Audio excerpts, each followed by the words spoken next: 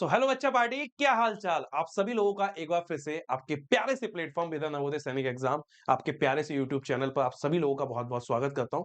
तो जैसा कि आप लोगों को पता है, जीएनबी क्लास 9th को लेके आपके प्रॉपर गेस्ट पेपर चल रहे हैं और गेस्ट पेपर में आप लोग प्रैक्टिस भी कर रहे हो, ऑल इंडिया मॉक टेस्ट को भी कंप्लीट कर रहे हो। तो फिर हम लोग बढ़िया तरीके से एक नया गेस्ट पेपर को स्टार्ट करते हैं और जो आपके क्वेश्चंस हैं उसको हर तरीके से हम लोग समझेंगे। उसका डिटेल्ड मेथड क्या हो सकता है उसको मैं वर्बली बता दूंगा, शॉर्ट ट्रिक्स भी आपको बताऊंगा और सारे क्वेश्चन को बढ़िया तरीके से कंप्लीट करते हुए चलेंगे। बहुत सारे बच्चों के ये डाउट आ रहे थे कि सर, एग्जाम में जो भी अभी 1 मंथ और प्लस डेज हैं, तो क्या कोई ऐसा क्रैश कोर्स या कोई एक ऐसी स्ट्रेटजी आप बता दीजिए या कोई एक मतलब एक कोर्स जिसके थ्रू हम अपना रिवीजन कर लें अच्छे से, जो हमारे डाउट्स हैं वो सारे क्लियर हो जाएं। तो उसके लिए आप देख सकते हो, ये आपका क्रैश कोर्स आपका चल रहा है। जो बच्चे इस कोर्स को परचेस करना चाहते हैं, तो आपके सामने ये देखिए, आपको नंबर भी दिख रहा होगा, ये देखिए। इस नंबर से बस आपको कांटेक्ट करना है और कुछ नहीं करना है, कहीं आपको नहीं जाने की जरूरत है। ये नंबर पे आप कांटेक्ट कर लेंगे, ये 2 नंबर आपके सामने है। ठीक है बेटा? इन दोनों में से किसी भी नंबर पे आप कांटेक्ट कर लेंगे, आपकी बात हो जाएगी। आपको कोई डाउट है बैच के रिगार्डिंग, कोर्स के रिगार्डिंग, वो भी आप लोग क्लियर कर सकते हैं। ठीक है? चल। और इसमें क्या-क्या चीजें आपको मिल रही हैं, live classes, mock test, chapter wise test, all India mock test, वो भी आपको सारी चीजें मिलती रहेंगी। ठीक है? अब ये जो बैच है, ये आपका 17 नवंबर से स्टार्ट हो चुका है, बट इस बैच का जो एंड है वो क्या है? जब तक आपका एग्जाम चलेगा तब तक आपका ये बैच चलेगा। तो एग्जाम की जो लास्ट डेट है उस तक आपका ये बैच चलता रहेगा। ठीक है? और अपनी प्रैक्टिस की, आपकी प्रैक्टिस बहुत बढ़िया हो गई, आपने सारा सिलेबस कंप्लीट कर लिया है, तो उसको जज कैसे करें, उसको चेक कैसे करें? हर संडे को आपका, ठीक है? हर संडे को आपका ऑल इंडिया मॉक टेस्ट होता है। हर संडे को आपका ऑल इंडिया मॉक टेस्ट होता है। तो ये आपका जो next all India mock test है, ये आपका 28 दिसंबर 2 बजे और हर संडे को दोपहर 2 बजे होता है। और 1 जनवरी से आपके 1 जनवरी 2026, 1 जनवरी 2026 से आपके एग्जाम तक all India mock test per day हुआ करेंगे। क्या होंगे? पर डे हुआ करेंगे। कहाँ होंगे? तो वेदा एकेडमी एप्लीकेशन पे होंगे, जिसे आप लोग प्ले स्टोर पे जाके भी आसानी से डाउनलोड कर सकते हैं या फिर जो आपका एक क्यूआर कोड दिया गया, इसको स्कैन करके भी डाउनलोड कर सकते हैं। ठीक है? चलिए, उसके बाद हम लोग बात करेंगे अपने मैथ्स वाले पोर्शन की और मैथ्स के क्वेश्चन को स्टार्ट करते हैं कि मैथ में क्या-क्या चीजें कैसे-कैसे कंप्लीट करी जाएंगी। देखो, सबसे पहला क्वेश्चन आपका क्या कह रहा है, ध्यान से देखिए। A rational number is such that when multiply it by 5 by 2 and add 2 by 3 to the product, then get minus 7 by 12, what is the number? देखो, अब हमें पता है कि जो रेशनल नंबर है, उसे चाहे तो आप 1 लिखो, 1 को 1 भी रेशनल नंबर है, तो आप उसकी जगह चाहे a मान लो, चाहे b मान लो, कुछ भी लिख सकते हो। तो आपने माना कि एक रेशनल नंबर a है और इसको व्हेन मल्टीप्लाइड 5 बाई 2, जब इसे 5 बाई 2 से मल्टीप्लाई किया जाता है and add 2 by 3 the product, उसके प्रोडक्ट में 2 बाई 3 ऐड किया जाता है, तो हमें क्या मिलता है? माइनस का 7 अपॉन 12 मिलता है। क्या मिलता है बेटा? माइनस का 7 अपॉन 12 मिलता है। तो हमें क्या करना है? वैल्यू फाइंड आउट करनी है, किसकी? उस नंबर की। चलो भाई, वैल्यू फाइंड आउट करते हैं। ये इसमें हम कुछ भी चेंजेस नहीं करेंगे, ये 5 अपॉन 2 है, ये माइनस का 7 अपॉन 12, ये उधर जाएगा, प्लस का 2 बाई 3 माइनस का 2 बाई 3 हो जाएगा। 12 एलसीएम लिया, माइनस का 7, 3 4 जा 12, तो 4 2 जा 8, तो ये आपकी वैल्यू हो गई माइनस 15 अपॉन 12 और यहाँ पे आपके पास है 5 ए अपॉन 2, तो 5 A upon 2 equal to minus 15 upon 12। ठीक है, 5 से काटा 5 तिया 15, 3 से काटा 3 चौक 12, 2 से काटा 2 दूनी 4, तो ए बराबर आपकी वैल्यू आ गई माइनस का 1/2। इसका मतलब जो हमारा नंबर था जिसको हम फाइंड आउट कर रहे थे, वो हमारा क्या है? वो हमारा माइनस का 1/2। क्लियर? ठीक है, आगे बढ़ते हैं। Question number 32। क्वेश्चन नंबर 32 कह रहा है when a dice is throw, what is the probability of getting a prime number? Prime number आने की प्रोबेबिलिटी क्या है? प्राइम नंबर आने की प्रायिकता क्या है? देखो, प्रायिकता, पॉसिबिलिटी क्या है प्राइम नंबर आने की? तो देखो, प्रोबेबिलिटी का जो कॉन्सेप्ट होता है उसका, देखो एक तो बेसिक फॉर्मूला ये है कि आपको प्रोबेबिलिटी निकालनी है। किसकी निकालनी है? प्राइम नंबर आने की। तो उसका बेसिक फॉर्मूला ये होता है favourable outcome upon total outcome, और हिंदी मीडियम वाले बच्चे लिख सकते हैं अनुकूल परिणाम अपॉन में कुल परिणामों की संख्या। अब कुल परिणाम क्या हो सकते हैं? सारी पॉसिबिलिटी क्या हो सकती हैं एक पासे को फेंकने पर? तो आप बोलोगे एक पासा है, उसके 6 फेसेस होते हैं जिसपे 1 से लेके 6 तक के नंबर लिखे होते हैं। तो अगर हम पासे को फेंकें तो हमारा कुछ भी आ सकता है, 1 टू 6 में से 1 आ सकता है, 2 आ सकता है, 3 आ सकता है, 4 आ सकता है, 5 आ सकता है, 6 आ सकता है।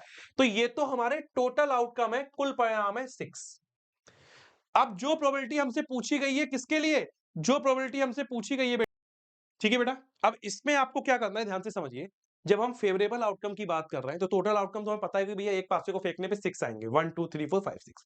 अब फेवरेबल आउटकम क्या होंगे? तो आप बोलोगे सर जो प्राइम नंबर होंगे, तो गेटिंग अ प्राइम नंबर देखो ये टोटल आउटकम है 1 2 3 4 5 6 ठीक है, ये हमारे हो गए टोटल आउटकम। अब टोटल आउटकम में हमारा जो प्राइम नंबर्स है वो कौन-कौन है? तो आप बोलोगे प्राइम नंबर 2 है, प्राइम नंबर 3 है, प्राइम नंबर 5 मतलब फेवरेबल आउटकम कौन-कौन से हो सकते हैं? 2 3 5 3 हो सकते हैं। तो प्रोबेबिलिटी क्या होगी? 3 1 जा 3, 3 2 जा 6 आपका आंसर क्या आ जाएगा? ऑप्शन नंबर ए 1/2 आ जाएगा। इस तरीके से सुकून और आराम से क्वेश्चन को करना है। Next question number 33 the product of two rational number is always दो परमेय संख्याओं का गुणनफल हमेशा क्या होता है? तो देखो परमेय संख्या कुछ भी हो सकती है, 1 into 1 हो सकती है, 1/2 into 5/3 हो सकती है, तो क्या आ जाएगा? 5/6 आ जाएगा। तो अगर आप कोई भी दो रेशनल नंबर की मल्टीप्लाई कर रहे हो, तो जो उनका प्रोडक्ट है, वो भी हमेशा क्या मिलने वाला है आपको? वो भी हमेशा आपको रेशनल नंबर मिलने वाला है। ऑप्शन नंबर ए आपका क्लियर हो जाएगा। अपरमेय की तो बात ही नहीं आई है। उन परमेय संख्याओं के बीच में अपरमेय की तो बात ही नहीं आई है। हाँ, अपरमेय में ये चीज हो सकती है कि दो अपरमेय संख्याओं का गुणनफल परमेय भी हो सकता है, अपरमेय भी। क्योंकि अगर मान लो देखो 2√3 इंटू √2 की मल्टीप्लाई करवा रहे हैं, तो इसको और आसान कर देता हूं। 2√3 इंटू √3 की मल्टीप्लाई करवा रहे हैं, दो अपरमेय संख्या है, गुणनफल क्या होगा? 2 इंटू √3 3 यानी 6 यानी क्या आ गया? परमेय संख्या आ गया ना, आ गया ना परमेय संख्या। या फिर ऐसा कर सकते हो कि दो अपरमेय संख्याएं हैं, ठीक है, और ये रहा आपका दो परमेय संख्या का गुणनफल क्या आएगा? 5√6 आएगा, तो यानी अपरमेय भी। तो अगर दो अपरमेय इरेशनल नंबर की बात कर रहे हैं तो आपका ये हो सकता है या तो परमेय या तो अपरमेय, बट जब हम रेशनल नंबर की बात कर रहे हैं, परमेय संख्याओं की बात कर रहे हैं, तो हमारा परमेय संख्या ही आएगा।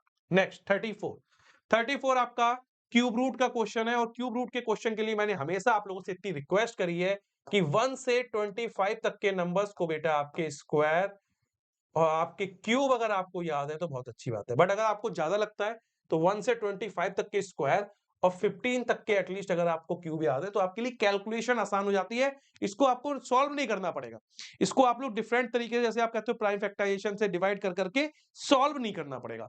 अब आपको अगर पता होगा कि भैया क्यूब रूट निकालना है 729/1331 का, ठीक है, तो 729 का अलग क्यूब रूट निकाल लो और 1331 का अलग निकाल लो।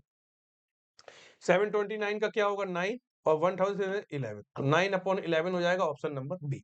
वरना आप फिर 729 को डिवाइड करते रहोगे 3 से 9 से, तब आप चेक करोगे किससे होगा किससे नहीं होगा। ठीक है, next question number 35 find the parameter of a square whose diagonal is 4√2 centimetre. देखो डायगोनल ऑफ स्क्वायर क्या होता है? अगर आपको फॉर्मूला पता हो तो डायगोनल ऑफ स्क्वायर क्या होता है बेटा? तो आप कहोगे सर डायगोनल ऑफ स्क्वायर होता है साइड √2, ठीक है, और यहां पे हमें क्या दिया गया है? डायगोनल ऑफ स्क्वायर 4√2, तो यहां से हमारा क्या आ जाएगा? आप बोलोगे √2 से √2 कैंसिल करेंगे तो हमारी साइड आ जाएगी कितनी? हमारी साइड आ जाएगी 4। And now we are finding the parameter of square. तो पेरीमीटर ऑफ स्क्वायर क्या होता है? पेरीमीटर ऑफ स्क्वायर, तो पेरीमीटर स्क्वायर आपका होता है 4 into side of square, 4 into 4 16, value किसमें दे रखी है? सेंटीमीटर में, तो 16 सेंटीमीटर आपका आंसर हो जाएगा। Option number B is the right answer. ठीक है, चलिए सभी लोग बढ़िया तरीके से आंसर करते रहिए। हर तरह का क्वेश्चन है, इजी लेवल का भी मिलेगा, मीडियम लेवल का भी मिलेगा, ताकि आपकी प्रैक्टिस हर क्वेश्चन पे होती रहे। आप ये नहीं कह सकते कि सर मेरी इससे प्रैक्टिस नहीं हो रही है, सर मैं बढ़िया प्रैक्टिस नहीं कर पा रहा हूं, ये फिर आप बहाना नहीं करो। Next question number 36 find CI find CI on a sum of 8000 for 2 years at 5% per annum compounded annually. तो आपको क्या निकालना है? सीआई निकालना है। तो दो तरीके से निकाल सकते हो, या तो आप टोटल अमाउंट में से क्या करो भाई, टोटल अमाउंट निकालो, उसके बाद जो आपको भाई टोटल अमाउंट आप निकाल सकते हो P1 प्लस R/100 की पावर n से, और अगर आपको सीआई निकालना है तो आप क्या करो, टोटल अमाउंट में से प्रिंसिपल को सब्ट्रैक्ट कर दो, क्योंकि ये निकालना आसान। तो टोटल अमाउंट निकालो प्लस पहले P 8000 1 plus rate of interest कितना है 5/100, और n जो होता है वो टाइम होता है, वो कितना दिया है 2, तो 5 एकम 5, ये आ गया आपका 20। ठीक है, ये हो गया 8000, 20 और एक 21, तो ये आपका क्या हो जाएगा? एलसीएम ले लोगे 20 प्लस 1 क्या हो जाएगा? 21/20 का स्क्वायर, तो ये हो जाएगा 8000। क्लियर, और यहाँ पे 21 इंटू 21 अपॉन में 20 इंटू 20 क्या हो जाएगा? 400। 2 जीरो से 2 जीरो गए, 4 से काटा, 4 दूनी 8, 20, 2121 की मल्टीप्लाई 441, यही तो मैंने अभी आपसे कहा था कि अगर आपको 1 से 25 तक के स्क्वायर याद है तो बहुत सारी कैलकुलेशन आपकी आसान हो जाती है, आपका टाइम बहुत बचता है। ठीक है? तो यहाँ पे आपकी वैल्यू कितनी आ गई 0, 2 एकम 2, 2 चौक 8, 2 चौक 8। अब ये आया है टोटल अमाउंट और हमें क्या निकालना है? हमें निकालना है चक्रवृद्धि ब्याज यानी सीआई। तो आप बोलोगे अगर हमें चक्रवृद्धि ब्याज सीआई निकालना है तो टोटल ए माइनस पी से निकालूंगा। ए कितना है टोटल? 8,820 और प्रिंसिपल कितना था? 8,000। देखो ना स्टार्टिंग में, तो कितना बचा? 820 रुपए आपका आंसर आ जाएगा सीआई। ऑप्शन नंबर ए आपका क्लियर आंसर। ठीक है, चल आगे बढ़ते हैं। क्वेश्चन नंबर 37 पे कह रहा है कि if two adjacent angles of a parallelogram are 3x + 7 and 7x + 3 then the value of x क्या होगा? देखो अगर हम पैरेललोग्राम की बात करें,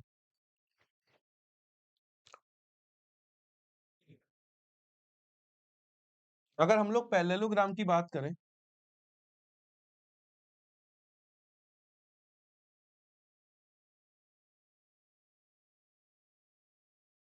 ठीक है, तो आप एक चीज देखो, अगर हम पैरेललोग्राम की बात कर रहे हैं और पैरेललोग्राम में हमें एडजेसेंट एंगल्स दिए गए, एडजेसेंट एंगल्स पता है क्या होते हैं आपको? जैसे मान लो आपके वर्टेक्स आपने लिख लिए एबीसीडी, आपके एंगल्स भी हो गए। तो एडजेसेंट एंगल्स क्या होते हैं? जो नियर वाले एंगल्स होते हैं, जो नियर कंटिन्यू वाले। भाई एडजेसेंट एंगल्स आपने पढ़ा नहीं, कॉमन एंगल जो होते हैं भैया, इस तरीके से जब हम लोग एडजेसेंट एंगल्स पढ़ते थे कि भैया ये एंगल ए है, ये बी है, ये दोनों एडजेसेंट एंगल्स है। और इसमें अगर एडजेसेंट एंगल्स देखो तो जो कंटिन्यू मिल रहा है आपको, जैसे यानी ये एक एंगल है और इसका एडजेसेंट ये है, इसका एडजेसेंट ये है। तो अगर ये आपका एक एंगल दिया है 3x + 7 डिग्री और एक एंगल ये क्या दिया है 7x + 3 डिग्री, तो इसमें हमें क्या पता है? जो आपके एडजेसेंट एंगल्स होते हैं समांतर चतुर्भुज के आसन्न कोण, तो सम ऑफ, ये प्रॉपर्टी आपको पता होनी चाहिए, sum of adjacent angles, sum of adjacent angles of parallelogram equal to 180 degree. क्यों होता है ऐसा? ये भी देखो भाई, ये जो आपकी सीडी साइड है, ठीक है, और ये आपकी एबी साइड है और ये आपका इस तरीके से बना हुआ है कि एक एंगल ये है और एक एंगल ये है। तो इसका सम 180 क्यों होता है? क्योंकि आप ये कह सकते हो कि देखो यहाँ पे एबी जो है वो पैरेलल है सीडी के, और जो एडी है उसे हम एज अ ट्रांसवर्सल यूज कर रहे हैं, त्रियक रेखा, ट्रांसवर्सल। ठीक है, तो जो आपका सम होता है, सम ऑफ सिंगल, भाई sum of angles of same side of transversal line, मतलब त्रियक रेखा के एक ही तरफ जो अंतःकोण बने होते हैं इनका सम 180 डिग्री होता है। तो वो प्रॉपर्टी यहां पे यूज होगी। और जो आपके एंगल दिए हैं 7x + 3 डिग्री प्लस 3x + 7, ये किसके बराबर हो जाएंगे? 180 के। तो 7 3 आपका हो गया 10, 10x + 7 3 10 बराबर 180। तो 10x इक्वल टू हो जाएगा 180 डिग्री माइनस 10 डिग्री। तो 10x बराबर हो जाएगा 170 डिग्री, 0 से 0 गया और x बराबर आपका आ गया 17 डिग्री। ठीक है, हमसे पूछा गया सिर्फ x की वैल्यू पूछी गई है, तो हम ऑप्शन नंबर बी। देखो जब भी आप क्वेश्चन करते हो तो मैं चाहूं तो डायरेक्ट सीधे बोल देता भैया देखो इसका सम 180 होता है, हो गया। डायग्राम बना के कहाँ एंगल पुट है, क्या एडजेसेंट होता है, क्या आसन्न कोण है, क्या प्रॉपर्टी लग रही है, वो आपका बेस क्लियर करते हैं, वो आपका बेस क्लियर करते हैं। ठीक है, नेक्स्ट। अच्छा, अब बहुत सारे बच्चे ऐसे हैं जो जेएनबी की तैयारी कर रहे हैं क्लास 9 की यहाँ से, और वो चाहते हैं कि जेएनबी के बाद भी, क्लास 9 के बाद भी बेदा नवोदय एग्जाम इस चैनल से जुड़े रहें, बेदा एकेडमी एप्लीकेशन के साथ जुड़े रहें। तो जेएनबी के साथ, जेएनबी के पहले भी, जेएनबी के बाद भी, जेएनबी के साथ भी, तो उसके लिए आप लोग जो है बेदा क्लास 9 10th का जो आपका चैनल है 9 10th वाले बच्चों के लिए, उससे भी आप लोग कनेक्ट कर सकते हैं, उसको सब्सक्राइब कर सकते हैं, उस पर भी काफी चीजें सीख सकते हैं। ठीक है, आते हैं 38 नंबर। कह रहा है which of the following number is divisible by 8। तो 8 की डिविजिबिलिटी का रूल पता है क्या है? अब ऐसा नहीं है कि आप सोचो 8 ऐसे करके लिखो और पूरे नंबर को डिवाइड करके देखो, फिर 8 लिखो पूरे नंबर को डिवाइड करो। तो आपको यहाँ पे डिविजिबल का, यानी जो डिविजिबिलिटी होती है,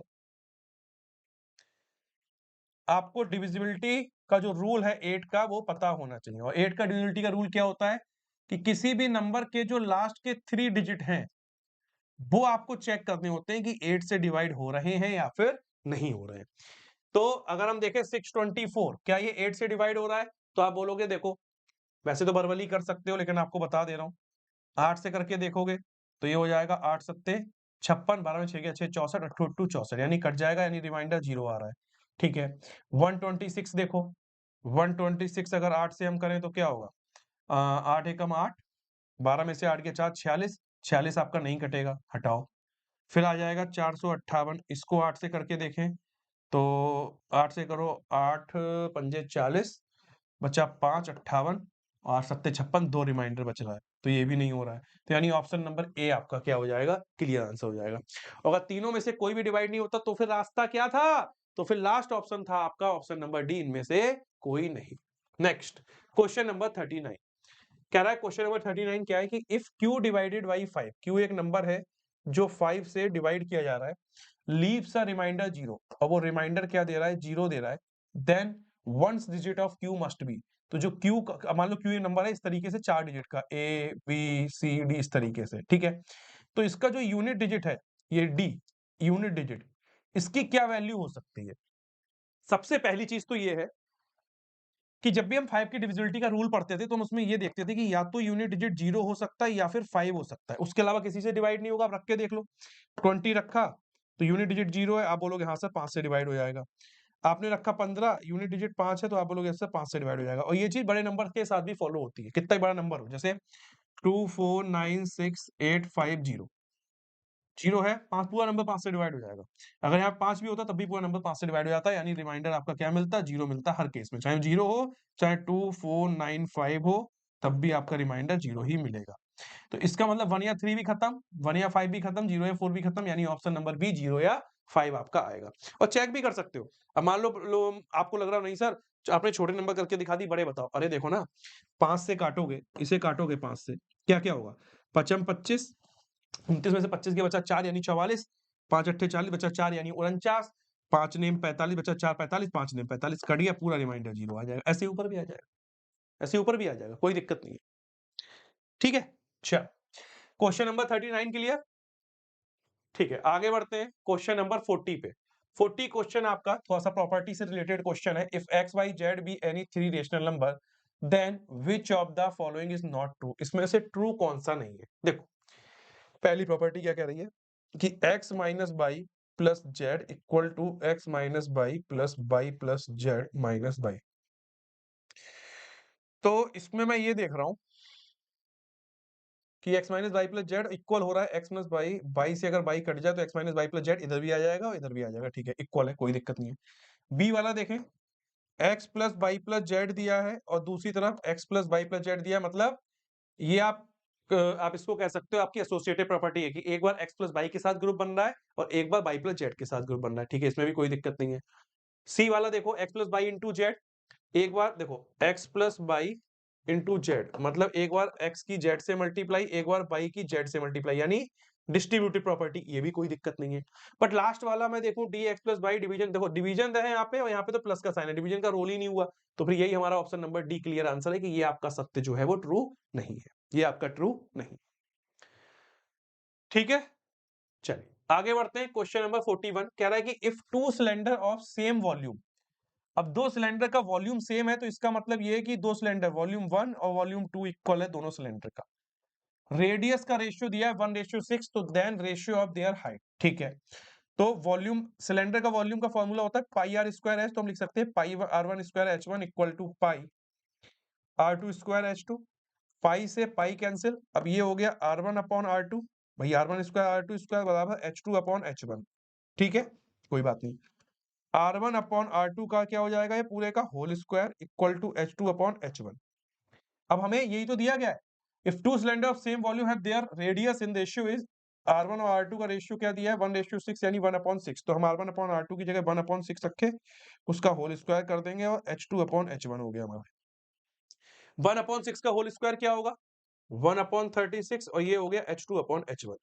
तो देखो जब वो क्वेश्चन इस तरीके से पूछे कि पहले और दूसरे बेलन का अनुपात जो है त्रिज्याओं का, या फिर ratio of radius of first cylinder to second cylinder proper clear करे और बोले वो आपका 1:6 है और आपको जो रेशियो पूछे वो भी पूछे first cylinder to second cylinder, तो आप इसी तरीके से करोगे कि भैया 136 माना, अब H2 अपॉन H1 नहीं, जब उससे पूछा उनकी ऊंचाइयों का अनुपात तो आप H1 को उधर ले जाओ, H2 को इधर नीचे ले जाओ और इधर 36 को ऊपर ले आओ, 1 को नीचे कर दो, तब आपका पूरा होगा 36:1। इसी तरीके से आपको आंसर करना है हमेशा। अगर क्वेश्चन में मेंशन करे कि first cylinder to second cylinder ratio आपका गिवन है, और आपको जो फाइंड आउट करा रहा है वो करा रहा है second cylinder to first cylinder ratio find out करा रहा है। तब आप अपोजिट करके दोगे जैसा क्वेश्चन पूछे। जब कुछ नहीं दिया है तो आप सीधे R1/R2 का रेशियो 1:6 मान रहे हो, ऐसे ही आप H1/H2 की वैल्यू आप निकाल के दे दीजिएगा, कोई चेंजेस यहाँ पे नहीं करेंगे। नेक्स्ट क्वेश्चन नंबर 42, सिंपल आपका लीनियर इक्वेशन का क्वेश्चन है। एक्स की वैल्यू निकालनी है। देखो 3x - 5/2 plus 2x plus 7/6 equal to x - 2/3। Cross multiply करेंगे, पहले 6 एलसीएम ले लो। 2 तियां 6 हो गया, 3 तियां 9x, 3 पंजे 15 plus 2x plus 7 equal to x - 2/3। 3 2 जा 6, 9 2 11x, और 15 में से 7 गया माइनस का 8, 2x - 2 2 जा 4। तो 11x, 2x को इधर ले आओ, और -4 प्लस का 8, तो 11 में से 2 गया 9x, और ये हो गया 4। x बराबर आपका आ जाएगा 4/9। ऑप्शन नंबर बी आपका क्लियर आंसर, x बराबर 4/9, 4/9। Next question number 43। 43 बहुत प्यारा क्वेश्चन है, देखो ध्यान से। R can do a piece of work in 20 days. जो R है वो 20 डेज में कोई काम कंप्लीट करता है। S इन 30 डेज, जो S है वो 30 डेज में काम कंप्लीट करता है। एंड T इन 60 डेज, जो T है वो 60 डेज में काम कंप्लीट करता है। ठीक है, if all three work together in how many days they complete the work. अगर तीनों एक साथ काम करेंगे तो वर्क कैसे कंप्लीट होगा। देखो, तो हम यहाँ पे क्या करेंगे, टोटल वर्क निकाल लेंगे।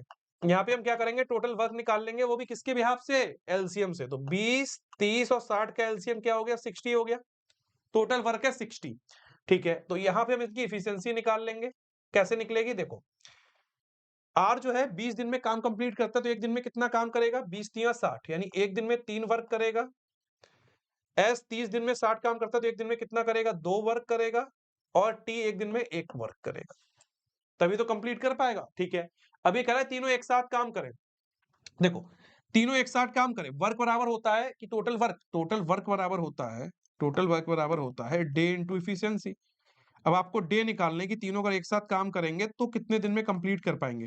तो टोटल वर्क है 60, और तीनों एक साथ काम करेंगे तो क्या है, 3 2 5 1 6, टोटल की तीनों की एफिशिएंसी 6 है, तो 60/6 क्या हो जाएगा, 10 डे हो जाएगा। ऑप्शन नंबर ए आपका क्लियर आंसर हो जाएगा कि 10 दिन में अगर तीनों लोग मिलकर एक साथ काम करते हैं तो काम को कंप्लीट कर लेंगे।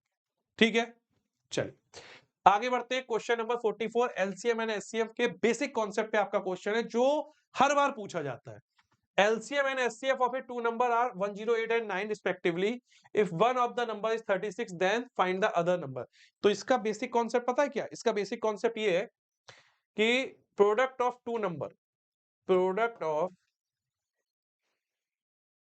ऑफ टू नंबर यानी A इंटू बी किसके इक्वल होगा, उन दोनों नंबर के एचसीएफ और एलसीएम के प्रोडक्ट के।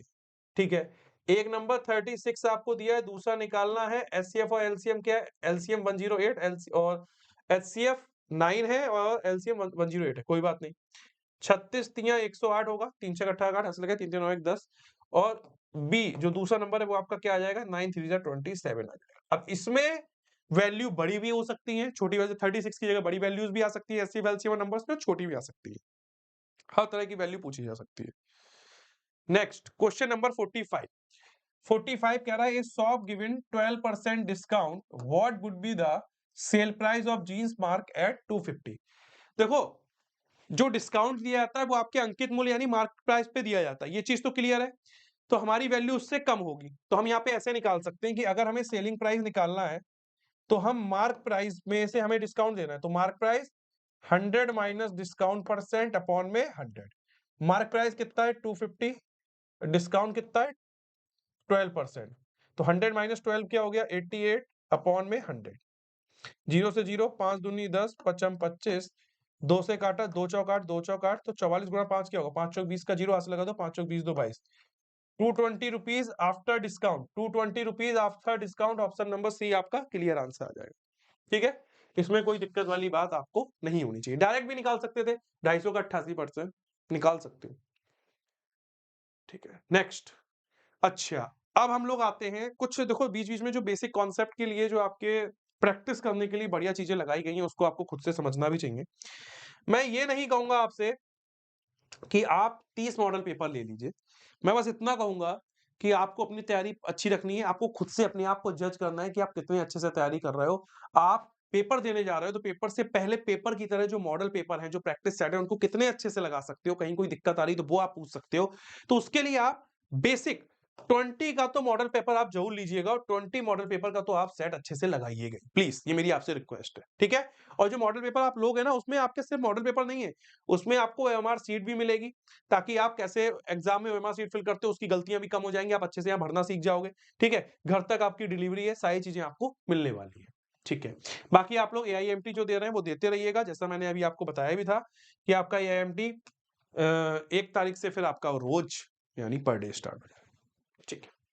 आ जाओ क्वेश्चन नंबर 46 पे, ये भी आपका प्रोबेबिलिटी का क्वेश्चन है, बहुत प्यारा, बहुत ही बेहतरीन बेहतरीन कह सकते हैं इसे। बहुत ही प्यारा, बहुत ही बेहतरीन, देखो कैसे?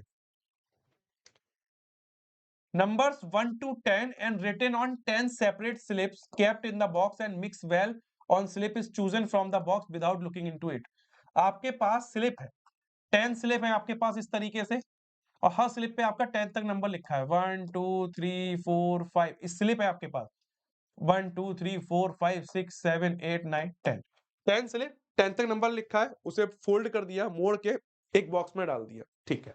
अब ये सारी स्लिप एक बॉक्स के अंदर चली गई, ठीक है? उसके बाद मिक्स कर दिया इनको और slip is chosen from the box without looking into it. हम बिना स्लिप को देखे हमें उसे चूज करना है। Find the probability of getting a number less than 5।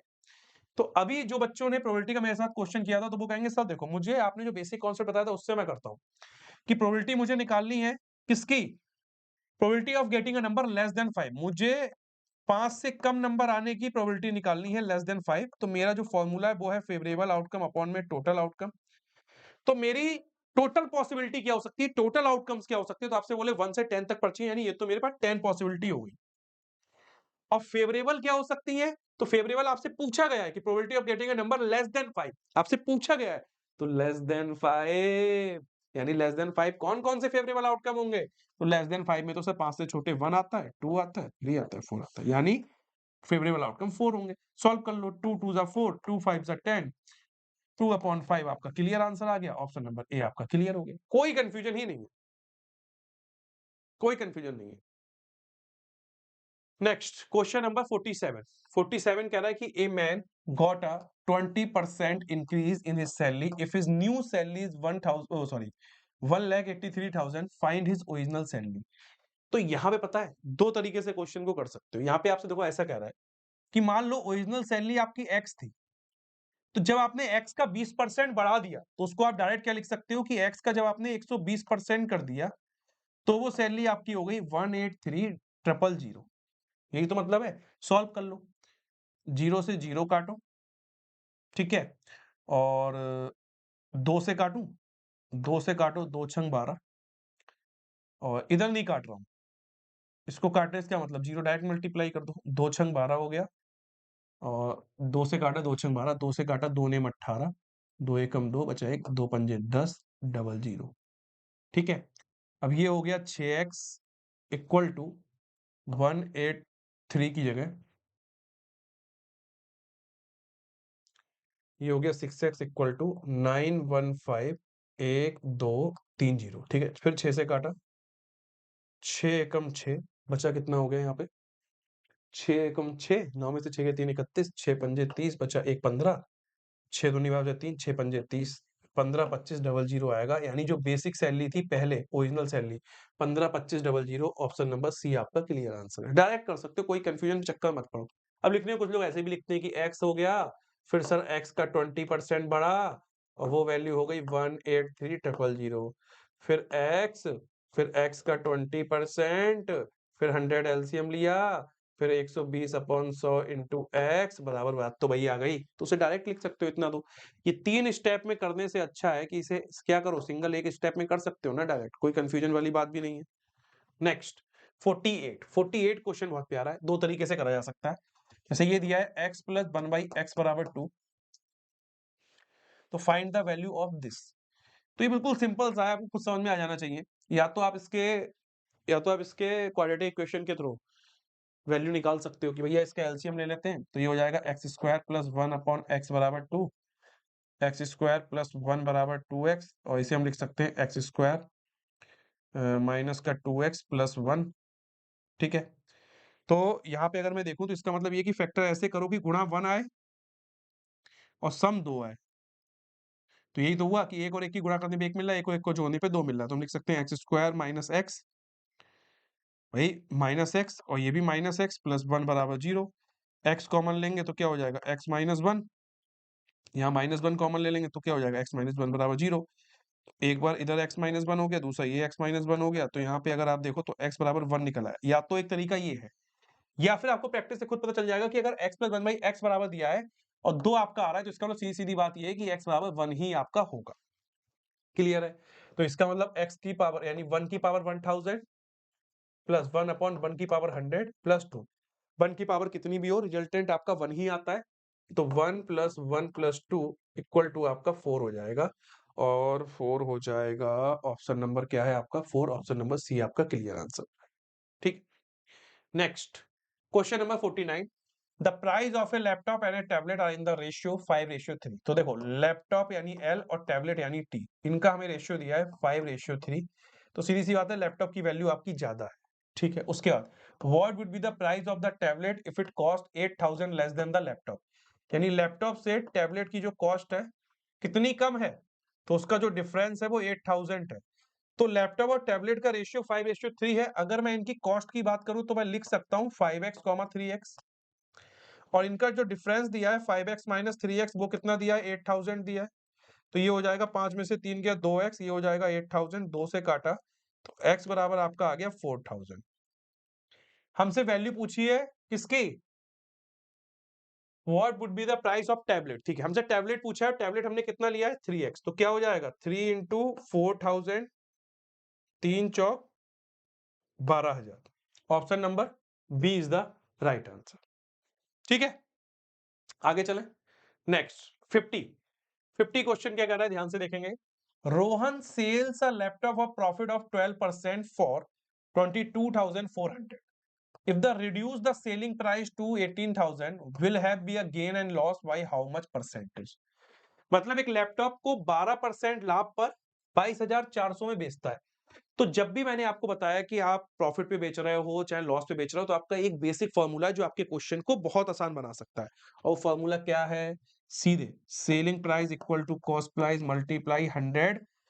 अगर प्रॉफिट हो रहा है तो वो फॉर्मूला काम करता है प्लस के साथ कि प्रॉफिट परसेंटेज अपॉन 100, अगर लॉस हो रहा है तो माइनस लॉस परसेंट। ठीक है, सेलिंग प्राइस आपको दिया है 22,400 में बेच रहा है ना। ठीक है, तो 22,400 में बेच रहा है, सीपीएम निकाल लेंगे। प्रॉफिट परसेंटेज कितना हो रहा है 12, तो ये आपका हो जाएगा 112/100। 112 दूनी 224, ये 200 है, तो सीपी आपका सीधे सीधे यहां से आ गया 1 2 3 4 20,000 रुपए। सीपी कितना आ गया 20,000 रुपए। अब कह रहा है कि यदि वह विक्रय मूल्य को घटाकर 18,000 कर दे, सीपी 20,000 था और सेलिंग प्राइस कितना कर दिया, घटा के 18,000 कर दिया। तो अब सीधी सी बात है कि अगर आपका सेलिंग प्राइस और कॉस्ट प्राइस में कॉस्ट प्राइस ज्यादा है तो क्या होगा, तो लॉस होगा। घटाओ कितना आया, 2,000 रुपए का लॉस आ गया। अब इसे अगर हम परसेंटेज वाइज बात करें तो परसेंटेज लॉस कैसे निकालोगे, loss upon CP multiply 100%। Loss कितना है 2,000 का, सीपी है 20,000 इंटू 100%। दो जीरो कटे, एक दो एक दो, दो से काटा 10। तो आपका लॉस क्या आ गया, 10% की हानि आ गई, 10% का लॉस आ गया। ऑप्शन नंबर सी आपका क्लियर आंसर है। यहां तो किसी बच्चे को कोई दिक्कत तो पूछ सकता है। नेक्स्ट क्वेश्चन नंबर 51 कह रहा है if the population of city increase at 6% per annum and the present population is 95,040, what was the population 2 years and. What was the population 2 years and. अच्छा, दो तरीके से क्वेश्चन हो सकता है। देखो एक्चुअल मुझे लग रहा है इस क्वेश्चन को हम लोगों ने जो है वो 6% बढ़ा के कर लिया है, बट आई थिंक कोई नहीं, देखते हैं दोनों तरीके से क्वेश्चन करके। देखो अगर अगर ये आपसे कह रहा है कि एक शहर की जनसंख्या प्रति वर्ष 6% की दर से बढ़ती है और वर्तमान जनसंख्या 95 तो 2 वर्ष पहले की जनसंख्या क्या थी, तो यानी अगर मान लो x था, ठीक है, और 6% की दर से क्या होती है बेटा, वो बढ़ती है, इंक्रीज होती है। तो मैं ये मान के चल रहा हूं कि पहले जनसंख्या x थी और 6% की दर से बढ़ती है, तो यानी बड़ी होगी 106/100 इंटू 106/100 और आज उसकी वैल्यू क्या है बढ़ के 95,040 है। ठीक, अब इसको अगर हम सॉल्व करें, देखो इसको हम डायरेक्ट सॉल्व कर सकते हैं। ये हो जाएगा 50, 2 से काटेंगे ये आ जाएगा 53 और फिर ये काटेंगे 50 ये आ जाएगा 53। x बराबर 95,040 पचम 2500 अपॉन में ये हो जाएगा 53 गुणा 53। ठीक है, इसकी आपको कैलकुलेशन कर सकते हो, कोई दिक्कत नहीं है। इसकी कैलकुलेशन के लिए मैं आपको थोड़ा-सा हेल्प लेके बता देता हूँ। कोई दिक्कत नहीं है क्योंकि ना एक्चुअल में थोड़ा-सा लेंथी कैलकुलेशन जाएगी और लेंथी कैलकुलेशन के लिए मैं आपकी थोड़ी-सी हेल्प करूँगा। देखिए इसको हम लोग कैसे कर सकते हैं। देखिए, यहाँ पे हमारे पास क्या है? देखो यहाँ पे हमारे पास है 95,040 95,040 और गुणा में 2500 है। तो हम पूरी वैल्यू लिख लेते हैं 2 3 7 6 1 2 3 4 5 अपॉन में हमारे पास है क्या 53 इंटू 53। तो अगर हम 53 इंटू 53 की मल्टीप्लाई करें तो ये हो जाएगा 2809 और इस पूरे की हम लोग वैल्यू निकालते हैं, पूरे को डिवाइड कर देते हैं एक साथ 2 3 7 6 1 2 3 4 5 ठीक है, डिवाइडेड बाई 2809 तो ये हमारा आ रहा है 84,585 समथिंग आ रहा है 84,585 समथिंग। ठीक है, तो आपका सीधा-सीधा आंसर क्या हो जाएगा? ऑप्शन नंबर बी आप क्लियर आंसर कर देंगे। ठीक है? तो कैलकुलेशन कर सकते हो आप, कर लीजिएगा, कोई दिक्कत नहीं है। चलिए आगे बढ़ें। नेक्स्ट 52 क्वेश्चन, फिर से प्रोबेबिलिटी का क्वेश्चन क्या है? Find the probability that vowel selected at random from the vowels is O. तो प्रोबेबिलिटी निकालनी है आपको बॉबिल ओ सिलेक्ट करने की। तो इसका मतलब क्या है? Favourable outcome upon total outcome. Total vowel कितने होते हैं? 5 और हमें ओ कैसे मिलेगा? सिर्फ 1, तो 1/5 आपका आंसर आ जाएगा ऑप्शन नंबर बी। हमें सिर्फ ओ की प्रायिकता निकालनी, तो ओ तो एक ही है ना पूरे बॉबिल्स में, तो 1 हो गया। बॉबिल टोटल कितने हैं? 5 है, खत्म। नेक्स्ट, क्योंकि बोला क्या गया? Find the probability that vowel selected, यदि स्वरों में से, यहाँ पे क्या बोला गया? स्वरों में से यादृच्छिक रूप से चुने गए स्वर के होने की प्रायिकता। अगर वो ये कहता अंग्रेजी वर्णमाला में से स्वर चुनो, तो एक वो होता, पूरी अंग्रेजी वर्णमाला होती यानी 26, तो 1/26 आंसर होता। ये सब चीजें ध्यान रखना। Next, question number 53, a plus b बराबर 25, ए स्क्वायर बी स्क्वायर बराबर 225, find the value of a b. तो इसे तो डायरेक्ट निकालो। a प्लस बी बराबर कितना है? 25, बोथ साइड स्क्वायर करते हैं, तो ये हो जाएगा A square plus B square plus 2ab बराबर 25 का स्क्वायर 625 और A square plus B square की वैल्यू 225 है, तो इसकी जगह आ गया 225 प्लस 2ab बराबर 625, तो 2ab बराबर हमारा आ गया 625 माइनस 225 जीरो, 5 5 जीरो 2 2 6 2 4, ये हो गया 2ab बराबर 400। 2 से काटा इसको तो ab बराबर कितना आ जाएगा? 200। ab की वैल्यू कितनी आ गई? 200 आ गई। Next, question number 54, if 2546a2 is divisible by 12, find the value of a। Find the value of A. देखो, अगर हमें ये चेक करना है कि ये नंबर हमारा 12 से डिवाइड होगा, तो इसका मतलब हमें ये चेक करना है कि नंबर 4 और 3 दोनों से डिवाइड होना चाहिए। ठीक है, 4 से डिवाइड होने के लिए क्या है? 4 से डिवाइड होने के लिए क्या है बेटा? लास्ट के जो 2 डिजिट हैं वो आपके 4 से डिवाइड होने चाहिए। तो आपको पता है कि अगर मैं यहाँ देखो लास्ट के डिजिट अगर एक ही जगह 3 रखूंगा 32 तो भी हो जाएगा, 52 रखूंगा तब भी हो जाएगा, 72 रखूंगा तब भी हो जाएगा, 92 रखूंगा तब भी हो जाएगा। अब आते हैं 3 पे। 3 के लिए क्या केस होता है कि जो आपके डिजिट्स का सम है, जो आपके डिजिट्स का सम है वो आपका 3 से डिवाइड होना चाहिए। तो देखो 5 4 9 आपका डिवाइड हो रहा है, 6 आपका डिवाइड हो रहा है और ये आपका हो गया 2 2 4 प्लस ए, ये आपका डिवाइड होना चाहिए। तो अगर हम 9 रखेंगे ए के साथ, 9 4 13 डिवाइड नहीं होगा। 7 रखेंगे 7 4 11 डिवाइड नहीं होगा। 5 रखेंगे तो 5 4 9 हो जाएगा और 3 4 7 नहीं होगा। तो यानी ए बराबर हम 5 रखेंगे तो 5 प्लस 4 क्या होगा? 3 से आपका डिवाइड हो जाएगा। साथ ही साथ अगर ए की जगह 5 रखोगे 52 आपका 4 से भी डिवाइड हो जाएगा, 13 चौका 52। तो ऑप्शन नंबर सी आपका क्लियर आंसर है। इस तरीके से करो क्वेश्चन को कि जो जितनी बेसिक चीज आप क्लियर कर सकते हो उतनी बेसिक चीज क्लियर कर दो। Next 54, the difference between the length and breadth of rectangle is 23। Length और ब्रेथ का जो डिफरेंस है वो 23 मीटर है और पैरामीटर दिया है 206। तो पैरामीटर ऑफ रेक्टेंगल देखो,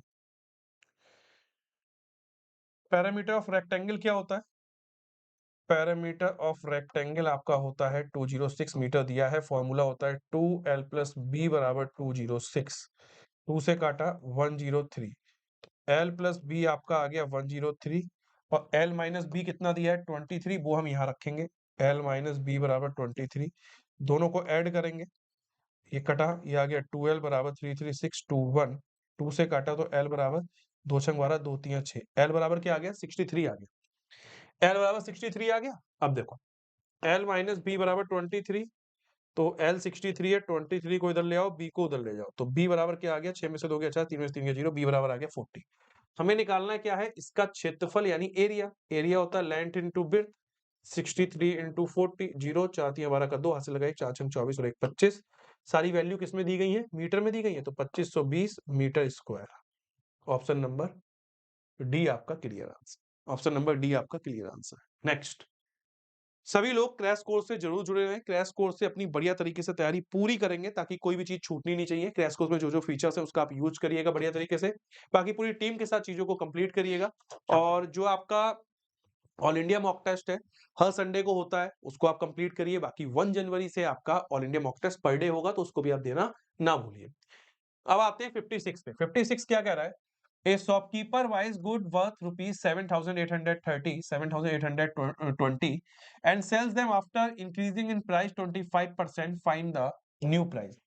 मतलब 7,820 से मूल्य का सामान खरीदता है, ये आपका सीपी है, और उसकी कीमत में 25% की वृद्धि करके बेचता है। 25% की वृद्धि करके बेचने का मतलब ये है कि 7,820 की जो चीज है उसमें 25% वृद्धि करके बेचता है, यानी उसका 125% करके बेचता है। ठीक है, वही दो तरीके से लिख सकते हो, या तो लिखो 7,820 प्लस 7,820 का 25%, तो बात तो वही हो गई, 880 को 125%। ठीक है, तो हमें निकालना है फाइंड द न्यू प्राइस, यानी न्यू प्राइस यानी किस प्राइस पे आप इसे बेच रहे हो। तो आप बोलोगे इसे बेच रहे हो आप 25 पंजे 125, 25 चौका 100, 4 से काटेंगे, 4 एकम 4, 38, 4 नेम 36, बचा 2 22, 4 पंजे 20, 4 पंजे 20 गुणा 5, पचम 25 का 5 हाथ से लगा 2, पचम 25 तो 27 का 7 हाथ से लगा 2, 5 नेम 45 तो 47 का 7 हाथ से लगा 4, 5 एकम 5 4 9, 9,775, ऑप्शन नंबर बी। ठीक, भाई 7,820 की चीज है, 25% की वृद्धि करके आपने बेच दिया उसे, तो न्यू प्राइस वही हो गया ना जो आप जितने आप बेच रहे हो, यानी 9,775।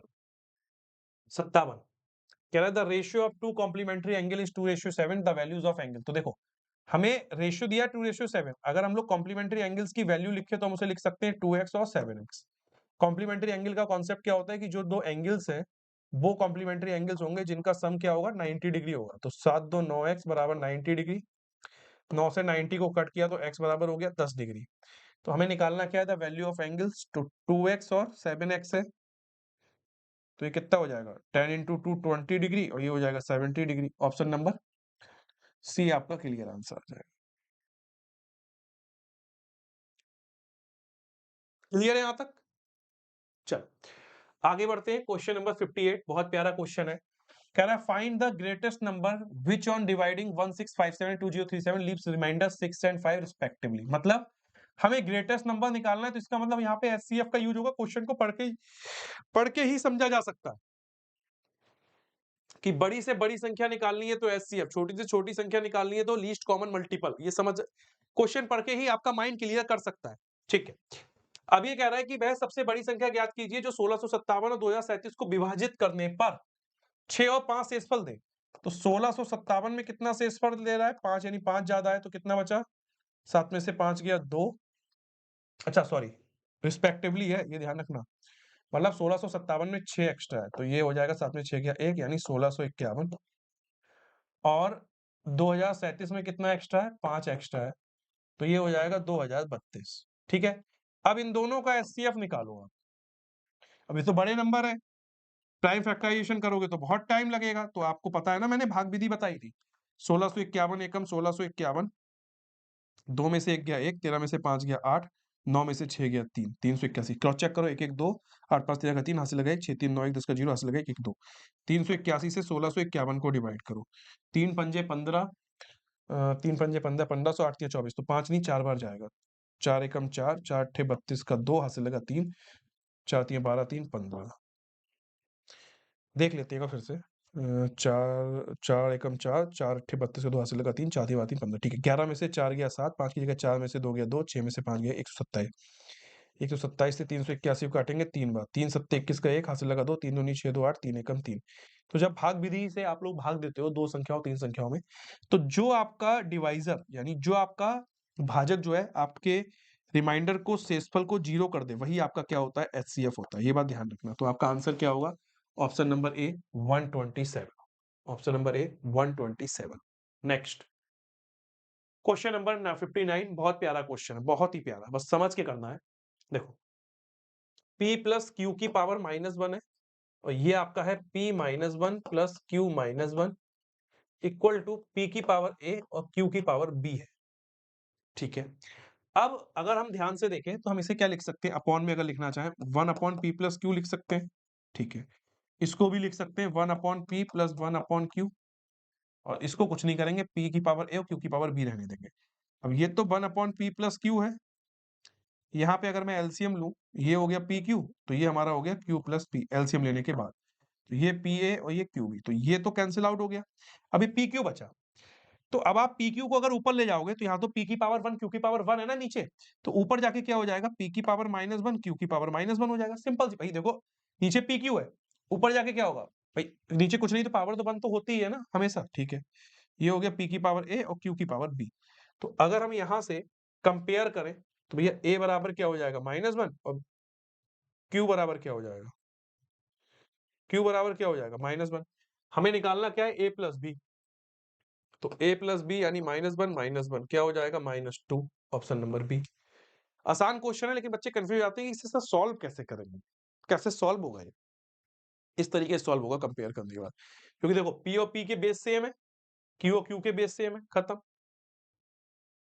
नेक्स्ट क्या कह रहा है question, the difference between the compound interest and simple interest on a certain sum of money at 10% per annum 2 years is 1000. What is the sum when the interest in compound annually?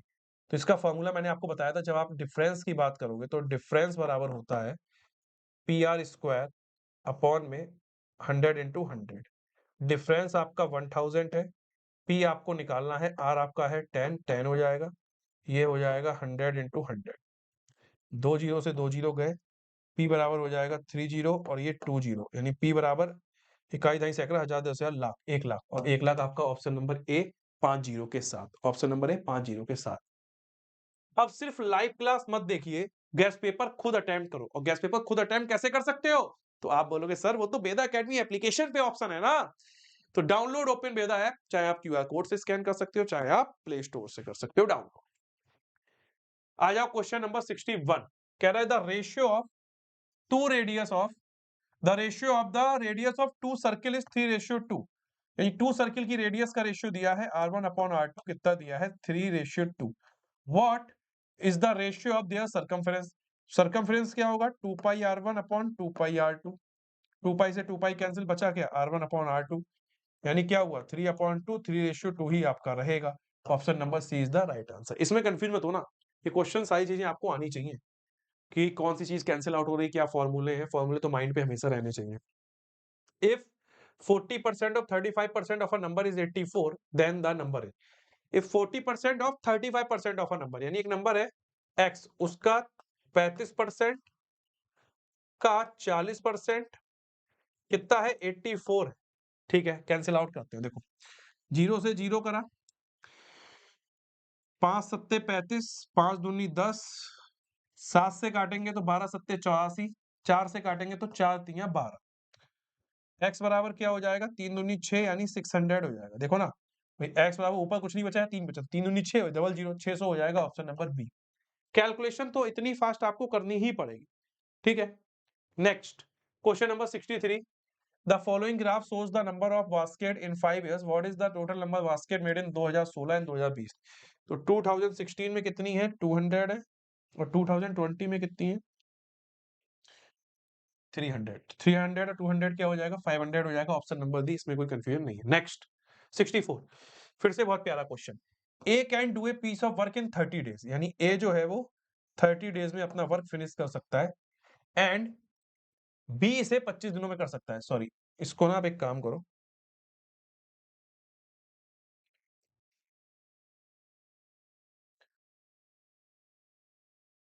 B,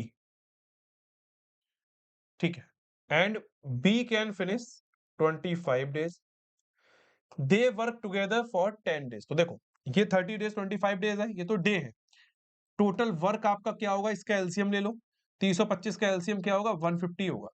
अब efficiency निकालोगे तो यानी एक दिन में कितना काम हो रहा है, यही मतलब है। तो 30 दिन में 150 काम है, तो एक दिन में कितना होगा, 3 पंजे 15, ये एक दिन में 5 काम करेगा, और ये 25 छक्का 150 एक दिन में 6 काम करेगा। क्लियर है? तो ये कह रहा है दे वर्क टुगेदर फॉर 10 डेज, यानी 10 दिन तक, सुनो, 10 दिन तक क्या होता है, 10 डेज में वो लोग 7 काम करते हैं, ए और बी। तो ए एक दिन में काम करता है 5 और बी करता है 6, तो यानी एक दिन में दोनों लोग मिलके काम करते हैं 11। तो 10 डेज में कितने करेंगे, 11 इंटू 10, यानी 110 काम करेंगे मिलके। कितने करेंगे, 110। तो 6 5 11, और 10 दिन तक 7 काम करते हैं यानी 110। तो आप बोलोगे 150 माइनस 110, तो ये हो गया 0 5 में से 1, यानी 40 बार कभी बचा है, 40 बार कभी बचा है, ठीक है। उसके बाद देन ए लीव्स, ए चला गया, in how many days B finish the work, B कितने दिन में फिनिश करेगा। देखो, वर्क बराबर क्या होता है, डे इंटू इफिशियंसी होती है, ठीक है। अब बी कितने दिन में फिनिश करेगा, आपको दिन निकालने हैं, तो 40 वर्क है और बी की इफिशियंसी कितनी है, बी की इफिशियंसी है 6। तो 2 3 6, 20 दूनी 40, यानी 20/3 दिन। अब 20/3 नहीं है तो आप फ्रैक्शन, मिक्स फ्रैक्शन में करोगे, 3 छक 18 बचा 2, यानी 6 सही 2/3 दिन, ऑप्शन नंबर डी। बिल्कुल आसान बढ़िया तरीके से करते हुए चलें, एक एक चीज को समझते हुए।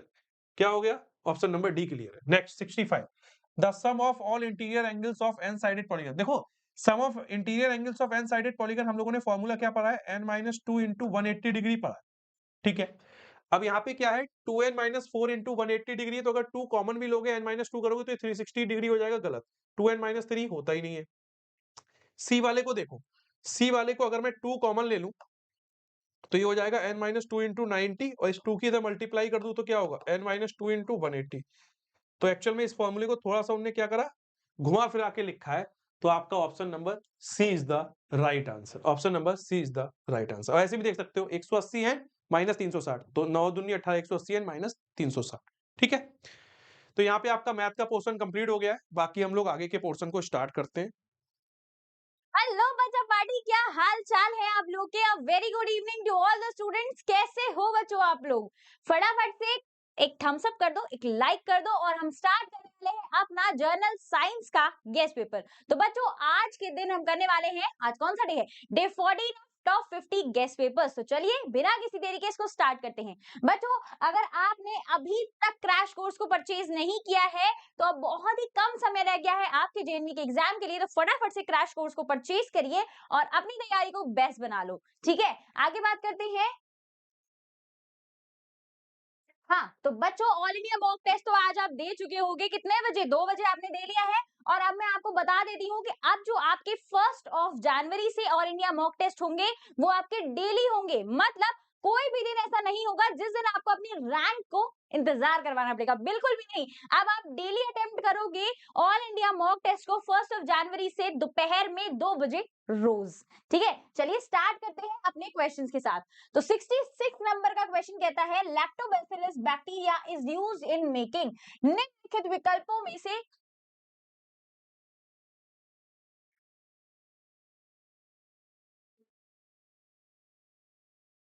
हाँ, तो बच्चों यहाँ पर शायद ये थोड़ा सा रॉन्ग हो गया है। हम यहाँ पर हिंदी वाला कर लेते हैं, हमारा जो इंग्लिश वाला है वही सेम हिंदी वाले में होगा कि हमारा जो लैक्टोबैसिलस बैक्टीरिया है वो किस चीज के लिए हेल्प करता है। तो बच्चों, वो हेल्प करता है कर्ड को बनाने में, क्योंकि आपको पता है कि हमारे मिल्क के अंदर होती है लैक्टोज शुगर, जिसको लैक्टोबैसिलस किस में कन्वर्ट करता है, लैक्टिक एसिड में कन्वर्ट करता है, ठीक है बच्चों। तो इस चीज को याद रखिएगा। तो यहाँ पर भी क्या आंसर हो जाएगा, लैक्टोबैसिलस आंसर हो जाएगा, ठीक है। चलिए 67 की बात कर लेते हैं। What is the primary purpose of adding manure and fertiliser to the soil. बताओ फटाफट से, कमेंट सेक्शन में हर एक बच्चे को आंसर करना है। मिट्टी में खाद और उर्वरक डालने का मुख्य उद्देश्य क्या है, हम क्यों डाल रहे हैं। जो हमारा थर्ड स्टेप है, पूरा 7 प्रैक्टिसेस में जो हमारी थर्ड प्रैक्टिस है that is adding manure and fertiliser. तो बच्चे हम क्यों मैन्योर एंड फर्टिलाइजर्स को ऐड कर रहे हैं ये आप मुझे बता सकते हो? जब हम बार बार अपनी सॉइल में बच्चों क्या करते हैं, क्रॉप्स को ग्रो करते हैं, तो हमारी जो सॉइल है ना वो न्यूट्रिएंट डेफिशिएंट बन जाती है। मैम न्यूट्रिएंट डेफिशिएंट का क्या मतलब है? न्यूट्रिएंट डेफिशिएंट का मतलब बच्चों ये होता है कि उसमें जिससे जो पोषक तत्व है ना वो चले जा चुके हैं। समझ में आ गई? पोषक तत्व छिन चुके हैं क्योंकि वो हमारी क्रॉप्स ने अटेन कर लिए होते हैं। अब बच्चों क्या करना है हमें? हमें अपनी मिट्टी को क्या प्रदान करना है? पोषक तत्व प्रदान करने हैं। तो हम वो दो तरीके से कर सकते हैं, फर्टिलाइजर की मदद से जो कि केमिकल्स होते हैं ये आप खुद जानते हो, और मैन्योर यानी कि खाद जो है वो है बच्चे ऑर्गेनिक। तो इसका सिंपल सा आंसर हो जाएगा कि रिप्लेनिश करते हैं सॉइल के न्यूट्रिएंट्स को। क्या करते हैं बच्चे? मिट्टी के पोषक तत्वों की पूर्ति करते हैं। क्लियर है? समझ में आ गया? चलिए आगे बात करते हैं। Lactobacillus bacteria is commonly used in the preparation of, किसके लिए मदद करता है? ये मदद करता है हमारा कर्ड को बनाने में। ठीक है बच्चों? 69 at what temperature does pasteurization of milk typically occur? दूध के पाश्चुरीकरण की प्रक्रिया सामान्यतः किस तापमान पर की जाती है? पेस्चराइजेशन क्या है बच्चों? ठीक है, तो पेस्चराइजेशन हम समझते हैं सबसे पहली चीज है जो जिन्होंने इनको लाया था ना मार्केट में उनका नाम है बच्चों लुइस पास्चर। ठीक है, क्या नाम है इनका? लुइस पास्चर ने इस टेक्निक को डेवलप किया था। बेसिकली ये टेक्निक क्या थी कि इसको क्या करना था, जो हमारा मिल्क था उसको हमको क्या करना था? हीट करना था। कितने डिग्रीज पर? 70 डिग्री सेल्सियस पर। कितने टाइम के लिए? 15 टू 30 सेकेंड्स के लिए हमें क्या करना था? अपने दूध को, जो मिल्क था हमारा, उसको गर्म करना था। इंस्टेंटली हमें क्या करना है? इसको कूल डाउन करना है।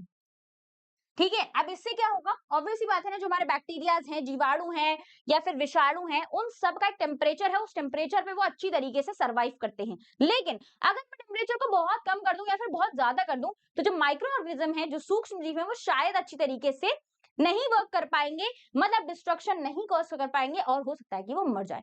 तो यही एक टेक्निक थी पेस्चराइज्ड मिल्क बनाने की। बच्चों जितने भी आप पैकेट्स वाले मिल्क पीते हो ना, जो आप पैकेट्स वाला, वो सब हमारा कैसा मिल्क होता है?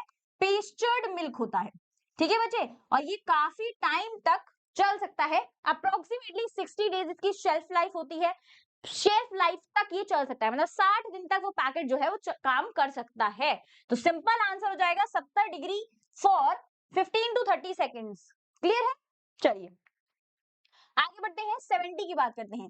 The process of conversion of dead vegetation into coal over millions of years is known as, मृत वनस्पति से लाखों वर्षों में कोयले में परिवर्तन होने की प्रक्रिया को क्या कहा जाता है? बहुत आसान क्वेश्चन है, फटाफट से हर एक बच्चे को कमेंट सेक्शन के अंदर आंसर देना है कि इस प्रोसेस को हम बोलेंगे क्या। तो बच्चों आप सब जानते हो कि जो हमारी डेड वेजिटेशन थी ना, मैं यहाँ पर आपको एक थोड़ी सी स्टोरी सुनाने वाली हूँ।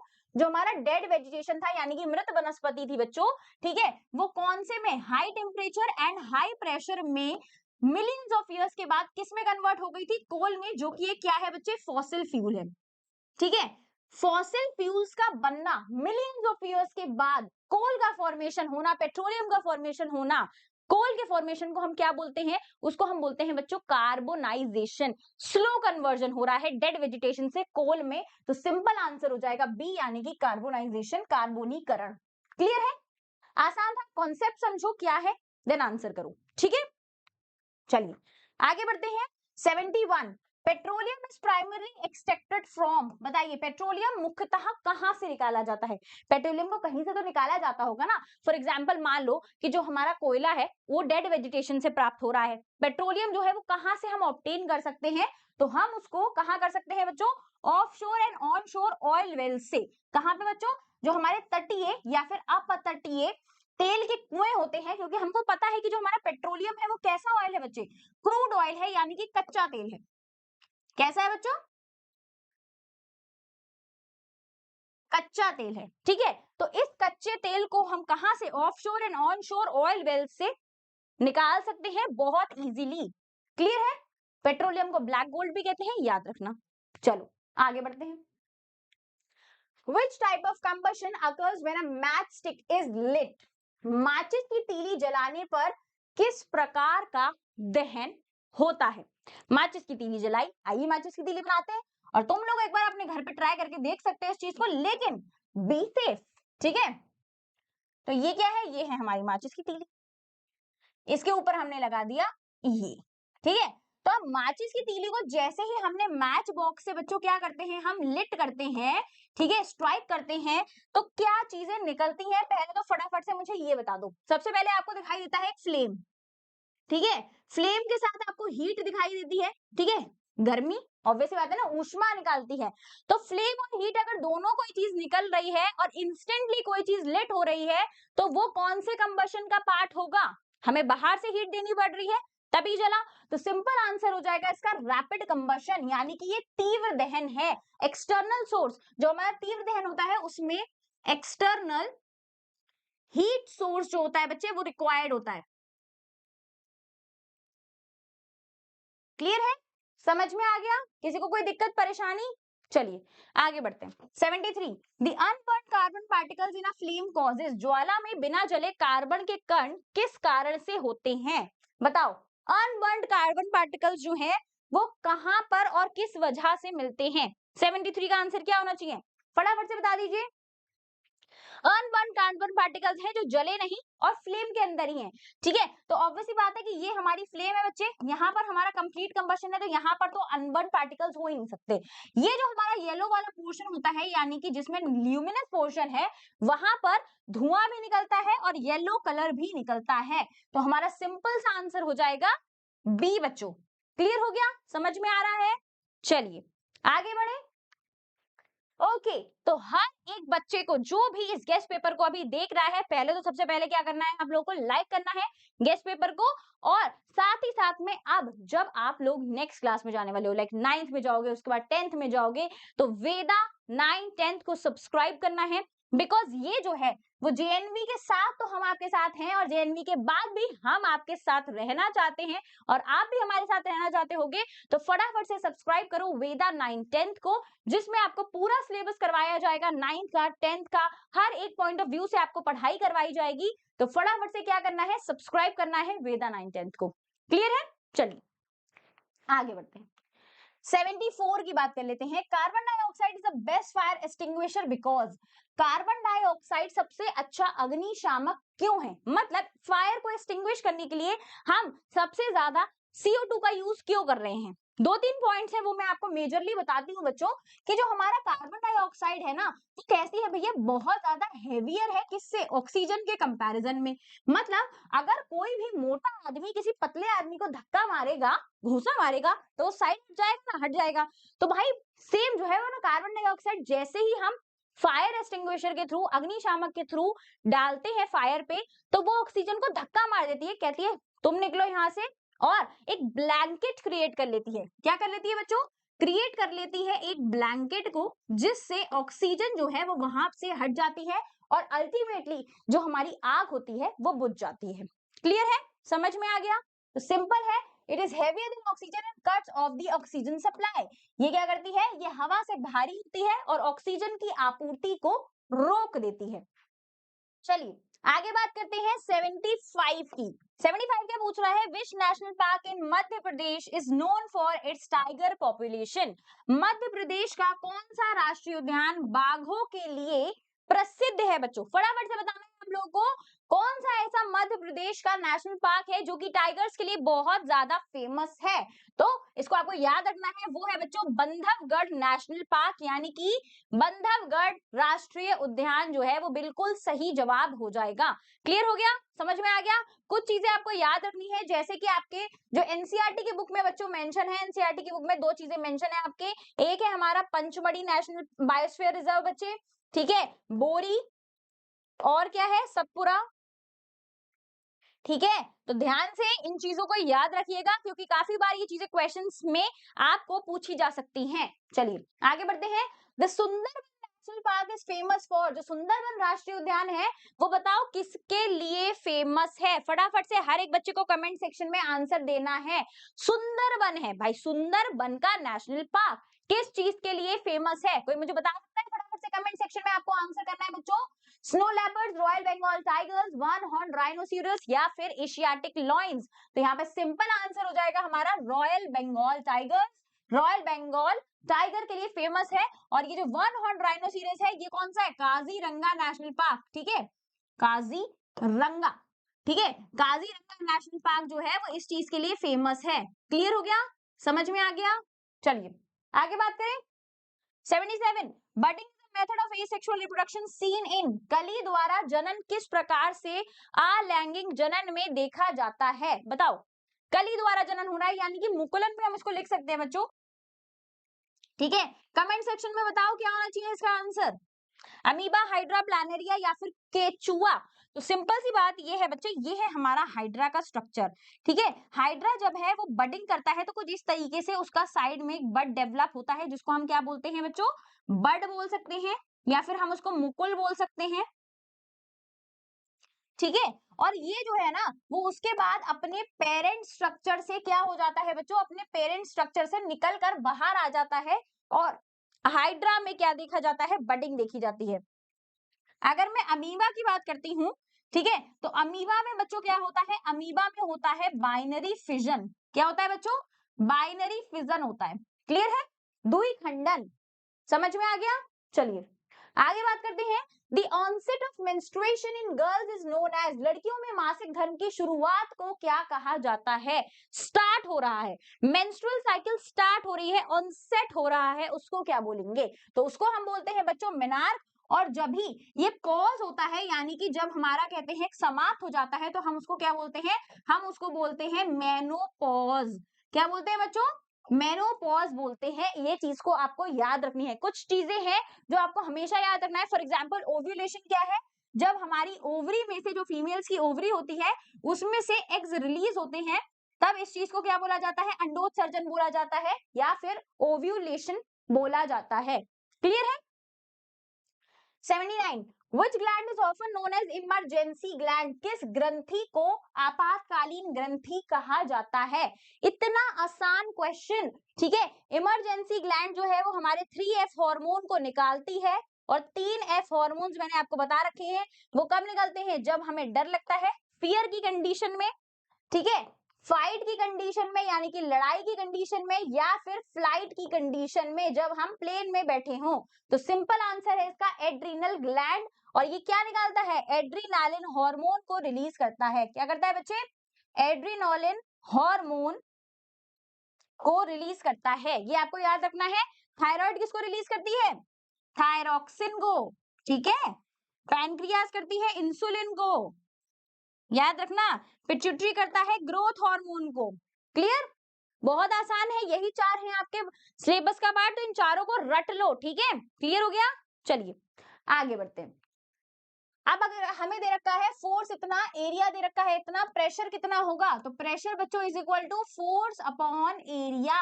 इसी तरीके से फाइंड करेंगे, फटाफट से कमेंट सेक्शन में फाइंड करके आंसर दो कि प्रेशर कितना होगा, और वो भी पास्कल्स में। ठीक है, तो हमें दे रखा है 150 न्यूटन डिवाइडेड बाय 0.5। देख लो इसको कैसे सॉल्व करते हैं, पॉइंट को हटाओगे, एक जीरो ऊपर बढ़ाओ, 5 3 जा 15 डबल जीरो, तो यहाँ पर प्रेशर हो जाएगा 300 पास्कल। क्लियर है, तो कितना आंसर हो गया, सी। सही करा है मैम ने या नहीं, फटाफट से बता दीजिए कमेंट सेक्शन में, क्या मैम कैलकुलेशन सही कर रही हैं आप या नहीं, है ना। तो क्या हो जाएगा, 300 पास्कल जो है वो बिल्कुल सही जवाब हो जाएगा। चलो 81 two forces of 8 newton and 5 newton act on an object in opposite directions, the net force will be। 8 Newton और 5 न्यूटन के दो बल जो हैं वो वस्तु पर विपरीत दिशाओं में लगते हैं, तो फिर नेट फोर्स हमारा कितना होना चाहिए। मैंने आपको बताया है कि जब भी हमसे अपोजिट डायरेक्शन की कहानी पूछी जाएगी बच्चे, तो हम क्या करेंगे, हम सिंपल सी बात है क्या करेंगे, क्या करेंगे फटाफट से बताओ, माइनस करेंगे। तो अगर हमें परिणामी बल फाइंड आउट करना है, नेट फोर्स फाइंड आउट करना है बच्चे, तो यहां पर हो जाएगा 8 न्यूटन माइनस 5 न्यूटन, यही तो है। तो सिंपल आंसर हो जाएगा हमारा 3 न्यूटन। क्लियर है, 3 न्यूटन जो है वो बिल्कुल सही आंसर हो जाएगा, बी इसका बिल्कुल सही जवाब होगा। आगे बात करते हैं 82 की बच्चों। A girl weighing 400 Newton standing on 1 foot with an area of 40 centimetre. ध्यान से देख लो, सेंटीमीटर में दिया गया है। ठीक है, तो यहाँ पर आपको क्या दे रखा है, फोर्स आपको दे रखा है बच्चे 400 न्यूटन का। ठीक है, साथ ही साथ में आपको एरिया क्या दे रखा है, एरिया आपको दे रखा है 40 सेंटीमीटर स्क्वायर का। ठीक है, पहले एरिया को मीटर स्क्वायर में कन्वर्ट करेंगे किस तरीके से, आओ देखते हैं। ठीक है, तो एरिया इज इक्वल टू क्या हो जाएगा, 40 सेंटीमीटर दे रखा है स्क्वायर में। ठीक है, और 1 सेंटीमीटर कितना है, 1 सेंटीमीटर स्क्वायर है 0.00101, 3 बार 0 है, मीटर स्क्वायर। तो अब अगर मैं 40 सेंटीमीटर स्क्वायर को कन्वर्ट करना चाहती हूँ तो मुझे 40 से क्या कर देनी पड़ेगी, मल्टीप्लाई कर देनी पड़ेगी 0.0001 की। ठीक है, तो मेरे पास क्या आ जाएगा 0.004 मीटर स्क्वायर, कुछ इसी तरीके से आ जाएगा, है ना। एक बार फटाफट से सबको कैलकुलेट करके बताना है कि क्या आंसर आएगा। ठीक है, क्या आ जाएगा 0.00, मैं यहाँ पे थोड़ा सा क्लियर आपको लिख के बता देती हूँ ताकि आपको दिखाई दे जाए बच्चों। 0.004 मीटर स्क्वायर आपका आंसर आना चाहिए मल्टीप्लाई करने के बाद। तो अभी एरिया हमारा फाइनल वाला कैसा हो गया, ये हो गया। तो आप देख लो pressure is equal to force upon area. तो क्या है हमारे पास है 400 न्यूटन डिवाइडेड बाय 0.004। ठीक है, इसको जब सॉल्व करोगे तब आंसर आना चाहिए आपका इतना। ठीक है, और क्या है पास्कल, तो सिंपल आंसर हो जाएगा डी। ठीक है, 1 और 5 0, फटाफट से हर एक बच्चे को इसको अपनी कॉपी में सॉल्व करना है बिकॉज ये थोड़ा सा ट्रिकी क्वेश्चन है। सबसे पहले आपको एरिया में क्या करना था, सेंटीमीटर स्क्वायर से मीटर स्क्वायर में कन्वर्जन करना है। तो कन्वर्जन तो सबको आता होगा, मैथमेटिक्स खेल रहे हो तो नहीं दिन से, मैथमेटिक्स की पढ़ाई कर रहे हो, क्या करना है, सेंटीमीटर स्क्वायर को पहले मीटर स्क्वायर में कन्वर्ट करना है। क्लियर है, आगे बढ़े, चलिए 83, which surface will produce maximum friction, कौन सी सतह अधिकतम घर्षण उत्पन्न करेगी। आपको पता है बच्चों कि हमारा जो घर्षण है ना, ठीक है, जो हमारा फ्रिक्शन है वो सबसे ज्यादा इरेगुलरिटीज पर काम करता है। ठीक है, मतलब हमारी जितनी भी सतह खुरदरी होगी, जितना ज्यादा हमारा रफनेस होगा, जितना कम पॉलिशिंग होगी, जितना कम ल्यूब्रिकेशन होगा, उतना ज्यादा फ्रिक्शन लगेगा। ठीक है, तो हमारा जो ये रफ सैंड पेपर है ना बच्चे, वो सबसे ज्यादा यानी कि खुरदरा सैंड पेपर क्या करेगा, सबसे ज्यादा घर्षण जो है वो उत्पन्न करेगा। ठीक है, नॉन पॉलिश होना चाहिए, ग्लास सरफेस नहीं करेगा, मार्बल नहीं करेगा, आई सरफेस नहीं करेगा। ठीक है, तो ये तीनों जो है वो गलत हो जाएंगे और सी जो है वो बिल्कुल सही जवाब हो जाएगा। क्लियर हो रहा है, समझ में आ रहा है सबको। चलिए, साउंड इज प्रोड्यूस्ड बाय, ध्वनि उत्पन्न होती है किससे, ध्वनि किससे उत्पन्न होती है। अब एक काम करो, 2 मिनट के लिए शांत हो जाओ और अपना हाथ जो है वो अपने कंठ पे रखो, मतलब अपने गले का ये जो वोकल कॉर्ड्स हैं आपके, वहां पर आपको हाथ रखना है। ठीक है, और कुछ बोलो, हेलो हेलो हेलो हेलो, कुछ भी बोलो, कुछ भी बोल सकते हो जो तुम्हारा मन करे, और वाइब्रेशन को फील करने की कोशिश करो। तुम्हारा जब ये हाथ है ना तो तुम्हें वाइब्रेशन अपने कानों में महसूस होगी, हो रही है, हेलो, हो हो रही होगी ना। तो इसी तरीके से बच्चों क्या होता है, हमारा जो साउंड यानी कि ध्वनि जब प्रोड्यूस हो रही है तो किस वजह से हो रही है, जब वाइब्रेशन हो रही है। तो अगर मान लो कि आपका इस तरीके से हमारी साउंड वेव काम करती है, इसी तरीके से होता है। ठीक है, इस तरीके से हम देख लेते हैं। तो ये जो साउंड वेव है बच्चे, इसी तरीके से हमारी काम करती है। जब हमारा वाइब्रेशन कॉज होता है यानी कि कंपन कॉज होगा, तभी जो है वो साउंड भी प्रोड्यूस होगी। क्लियर है, कंपित वस्तुओं से, मान लो आपको तबला बजाना है, तबले पे थाप मारते हो, वाइब्रेट होता है उसका जो मेम्ब्रेन है, तभी आवाज निकलती है। ठीक, स्ट्रिंग्स है गिटार के, आप क्या करते हो, उसको वाइब्रेट करते हो, जैसे ही आप उसको प्लग करते हो वाइब्रेशन कॉज होती है, साउंड प्रोड्यूस होता है। तो जितने भी म्यूजिकल इंस्ट्रूमेंट हैं उसमें भी वाइब्रेशन की वजह से ही क्या हो रहा है बच्चों, साउंड प्रोड्यूस हो रही है। Vibration is the ultimate cause for the sound production. Clear है इतनी चीज, यस और नो। चलिए 85, sound can not travel through, ध्वनि किस माध्यम में नहीं चल सकती। ऐसा कौन सा माध्यम की जरूरत है जिसमें हमारी ध्वनि जो है बच्चों वो काम करेगी, बताइए। हर एक बच्चे को कमेंट सेक्शन में बताना है इसका आंसर कि साउंड ट्रेवल थ्रू किससे। तो हमको पता है कि हमारी जो ध्वनि है ना, ठीक है, उसको क्या चाहिए, उसको चाहिए एक मीडियम टू प्रोपोगेट प्रोपोगेट का क्या मतलब है? अरे चलने के लिए, ट्रैवल करने के लिए उसको एक माध्यम की आवश्यकता है, और वो माध्यम क्या हो सकता है? उसके माध्यम 3 हो सकते हैं, सॉलिड हो सकता है, लिक्विड हो सकता है, गैस हो सकता है। लेकिन अगर ये तीनों चीजें वहां पर नहीं है, यानी कि वहां पर निर्वात है या फिर वैक्यूम है, तो हमारी जो साउंड है, जो ध्वनि है बच्चे, वो नहीं चलेगी। तो सिंपल आंसर हो जाएगा वैक्यूम में, यानी कि निर्वात में हमारा साउंड जो है वो ट्रैवल बिल्कुल नहीं कर सकता, बिकॉज यहां पर नो एयर है, ठीक है, नो पार्टिकल्स हैं, कोई भी पार्टिकल्स नहीं है। और अगर हमारी जो साउंड है उसको क्या चाहिए? उसको चाहिए मीडियम, कोई पार्टिकल्स चाहिए उसको, ठीक है, तभी वो प्रोपोगेट करेगी, अदरवाइज वो प्रोपोगेट नहीं करेगी। तो इसका सिंपल सा सही आंसर क्या हो जाएगा? निर्वात हो जाएगा। समझ में आ गया? चलिए, तो बच्चों क्रैश कोर्स जो है ना, वो बहुत इंपॉर्टेंट चीज है आपका जेएनवी में सिलेक्शन कराने के लिए। अगर आपने अभी तक कोई भी बैच परचेज नहीं किया है और इन 40 दिनों में आप जेएनवी में अपनी सीट को पक्का करना चाहते हो, तो फटाफट से क्रैश कोर्स को परचेज कीजिए, क्योंकि ये बहुत ही छोटे अमाउंट में आपको बहुत सारे बेनिफिट्स देने वाला है। तो फटाफट से परचेज करो और किट फ्री मिलेगी इसके साथ। ठीक है बच्चों, आगे बात करते हैं, अब आप मॉडल पेपर्स को परचेज कर सकते हो। ठीक है, मॉडल पेपर्स में आपको मिलते हैं बहुत सारे प्रैक्टिस क्वेश्चंस, साथ ही साथ में आपको मिलती है ओएमआर शीट। ओएमआर शीट जो है वो फिल करना आना चाहिए। जितनी बार उसको प्रैक्टिस करोगे, उतनी बार आपका कॉन्फिडेंस बिल्ड होगा, उतनी बार आपको समझ में आएगा कि मुझे with in the given time period कैसे अपनी ओएमआर शीट को अच्छी तरीके से फिल करना है। एक बात याद रखना, ओएमआर शीट कोई भी इंसान चेक नहीं करता है, वो कंप्यूटर से चेक होती है, और कंप्यूटर बिल्कुल भी दिमाग नहीं लगाता है, उसमें जो फीड है वही सेम चीजें करता रहता है। इसलिए आपको ओएमआर शीट भरने में कोई भी गलती नहीं करनी है बच्चों। जितना प्रैक्टिस करोगे उतना ज्यादा समझ में आएगा, उतना ज्यादा अच्छी तरीके से ओएमआर शीट को फिल कर पाओगे। क्लियर हो गया? चलिए, तो इसलिए मॉडल पेपर्स को परचेज कर लो, ठीक है। और इसको आप दोनों प्लेटफॉर्म से कर सकते हो, आप वेदा अकेडमी एप्लीकेशन से भी कर सकते हो, साथ ही साथ में आप फ्लिपकार्ट से भी इसको परचेज कर सकते हो। चलिए आगे बढ़ते हैं। गेस्ट पेपर्स को लाइव मत देखो, आप खुद से अटेम्प्ट करो। कैसे? आपको बस कुछ नहीं करना है। जिन भी बच्चों के पास वेदा अकेडमी एप्लीकेशन नहीं है, वैसे मुझे नहीं लगता कि ये जो गेस्ट पेपर जितने भी बच्चे देख रहे हैं उन सबके पास वेदा अकेडमी एप्लीकेशन होगा ही होगा। और जिनके पास नहीं है वो फटाफट से इस क्यूआर कोड को स्कैन करेंगे और अभी डाउनलोड करेंगे वेदा ऐप को, ठीक है। क्योंकि वहां पर आपको जाना है कहाँ? टेस्ट सेक्शन में। फिर बच्चों आपको कहाँ जाना है? आपको जाना है गेस्ट पेपर में, ठीक है। जैसे ही आप गेस्ट पेपर में जाओगे, वहां पर आपको मिल जाएंगे अटेम्प्ट करने के ऑप्शंस। जितने भी गेस्ट पेपर अभी तक हमने लाइव करे हैं, आप उनको खुद से सॉल्व कर सकते हो, बिल्कुल फ्री ऑफ कॉस्ट। इसमें एक भी रुपया नहीं लगेगा, एक भी रुपया आपको देना नहीं है। डायरेक्टली आपको क्या करना है? इसको अटेम्प्ट करना है, अपना स्कोर कार्ड देखना है, जो आपकी गलतियां हैं उनको सुधारना है और बार बार फिर से प्रैक्टिस करनी है। जितना मर्जी चाहे दे सकते हो, अनलिमिटेड है बिल्कुल, ठीक है। फटाफट से इसको करो और अपनी प्रैक्टिस को मजबूत बनाओ। चलो आगे बात करते हैं। आज का एएमटी दे दिया, अच्छा गया।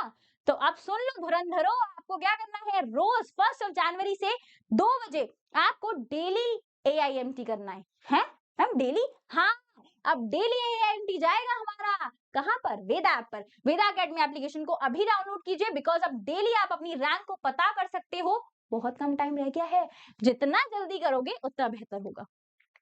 चलो 86 की बात कर लेते हैं।